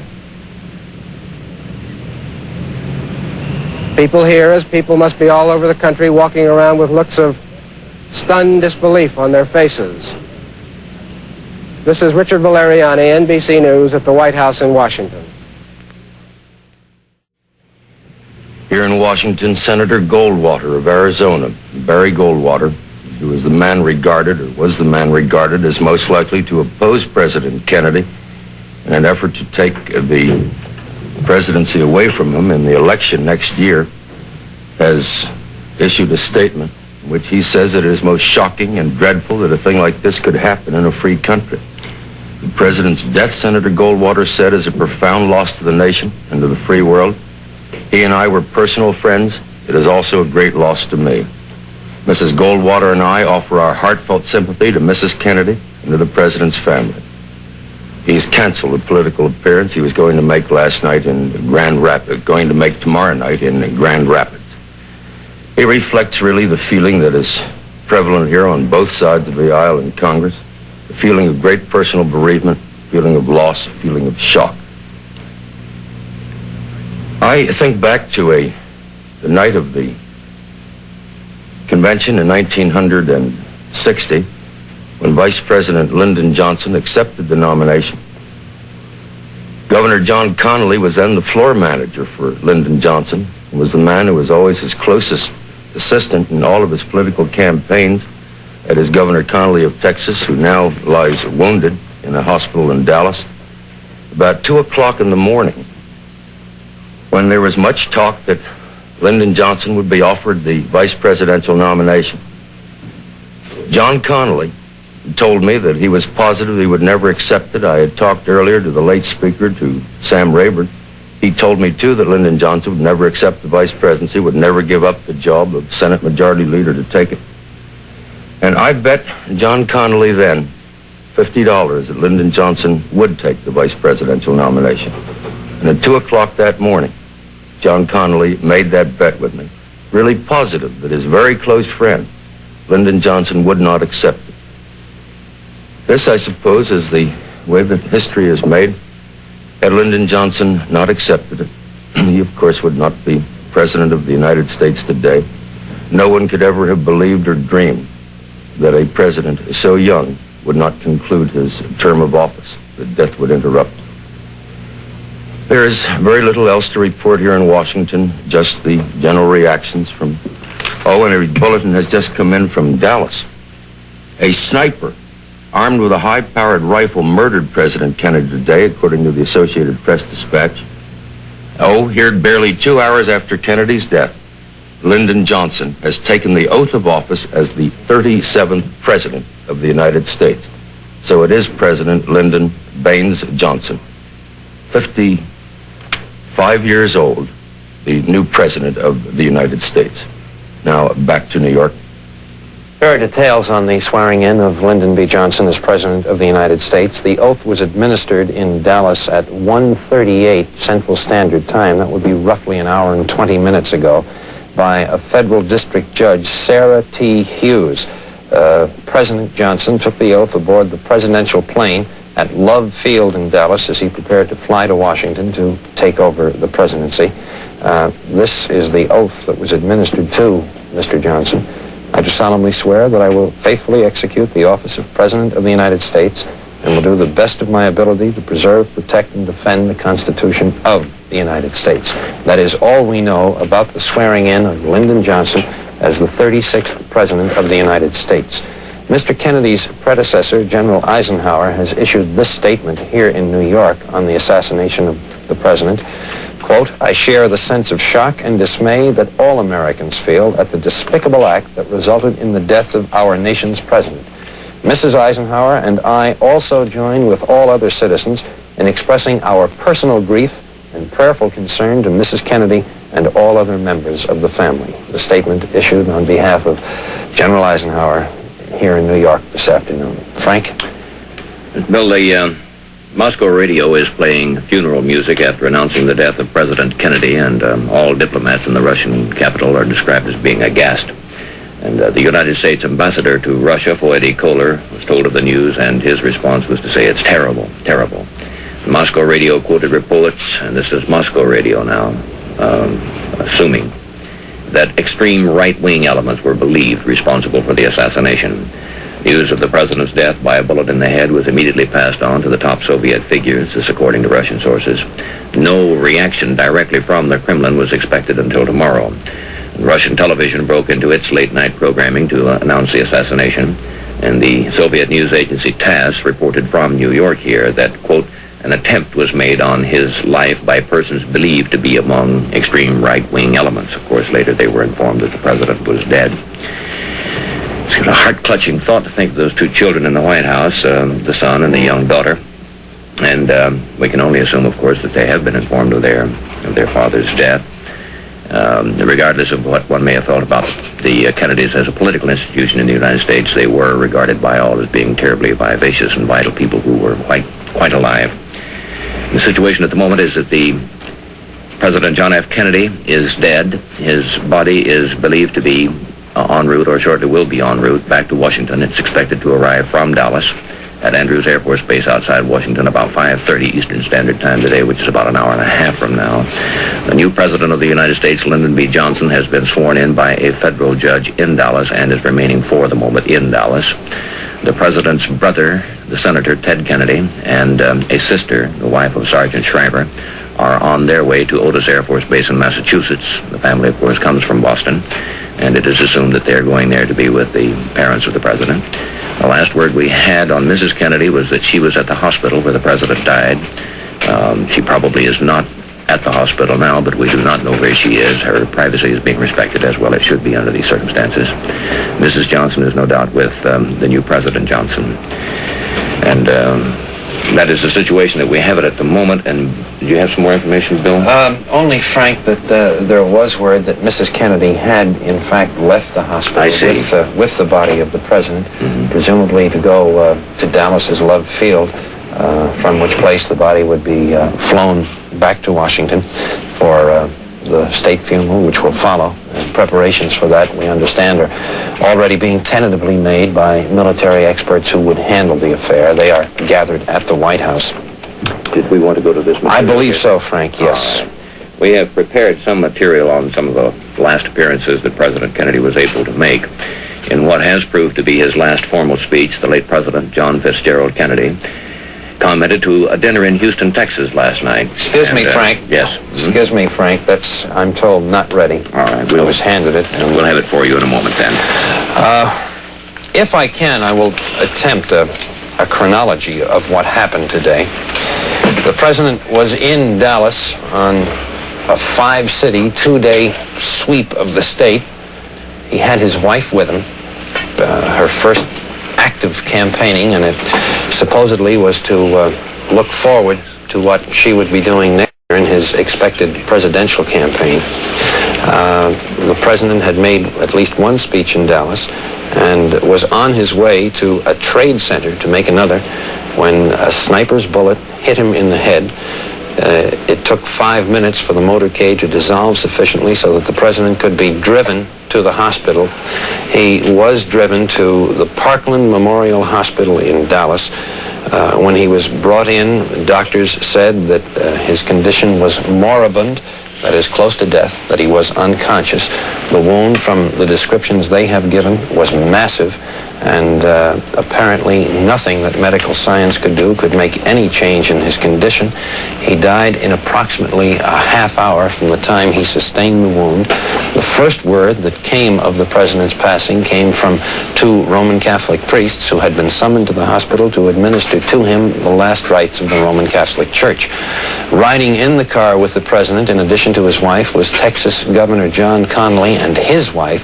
Neither of the ladies was injured, although Governor Connally did sustain, we are told, 3 wounds, one in the chest, one in the wrist, and an extremely minor one in the leg. He has undergone surgery, apparently for removal of the bullet which struck him in the chest. He is said to be in reasonably good condition, but there is the qualification left that he is not yet out of the woods. That is roughly what we know of what happened today in Dallas. There is no indication that the sniper or snipers has been found. One person has been taken into custody in the city of Dallas, but that is in connection with the killing of a Dallas policeman.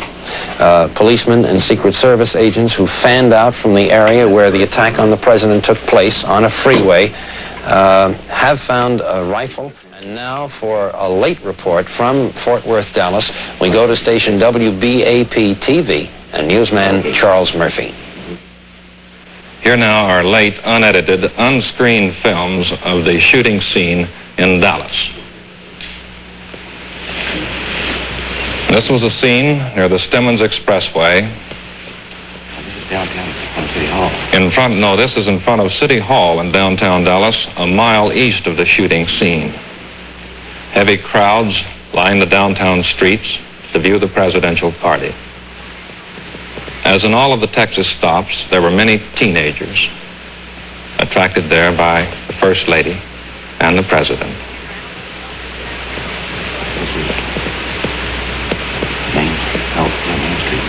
This is Main Street in Dallas. Is this moving west? This is moving west toward the fatal moment.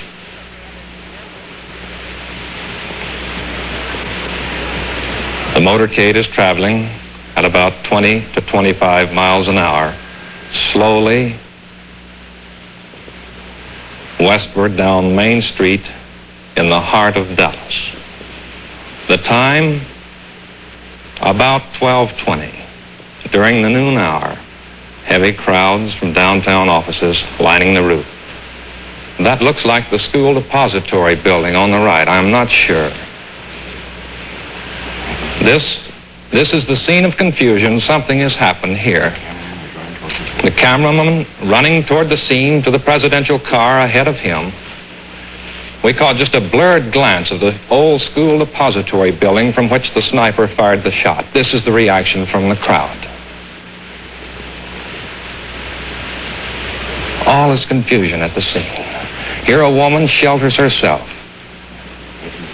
Now racing toward the hospital. On Stemmons Freeway, past the trademark to the right where the president was to have spoken, where he was to have criticized the fanatical right. There, a picket. That is Parkland Hospital, 1.5 miles to 2 miles from the shooting scene. Parkland Hospital, where the president died, in Dallas. By the time these films were shot, of course, the presidential car was already at the hospital. This is Major General Clifton, the military aide of the president, press secretary going into the hospital. These pictures, this is General Clifton.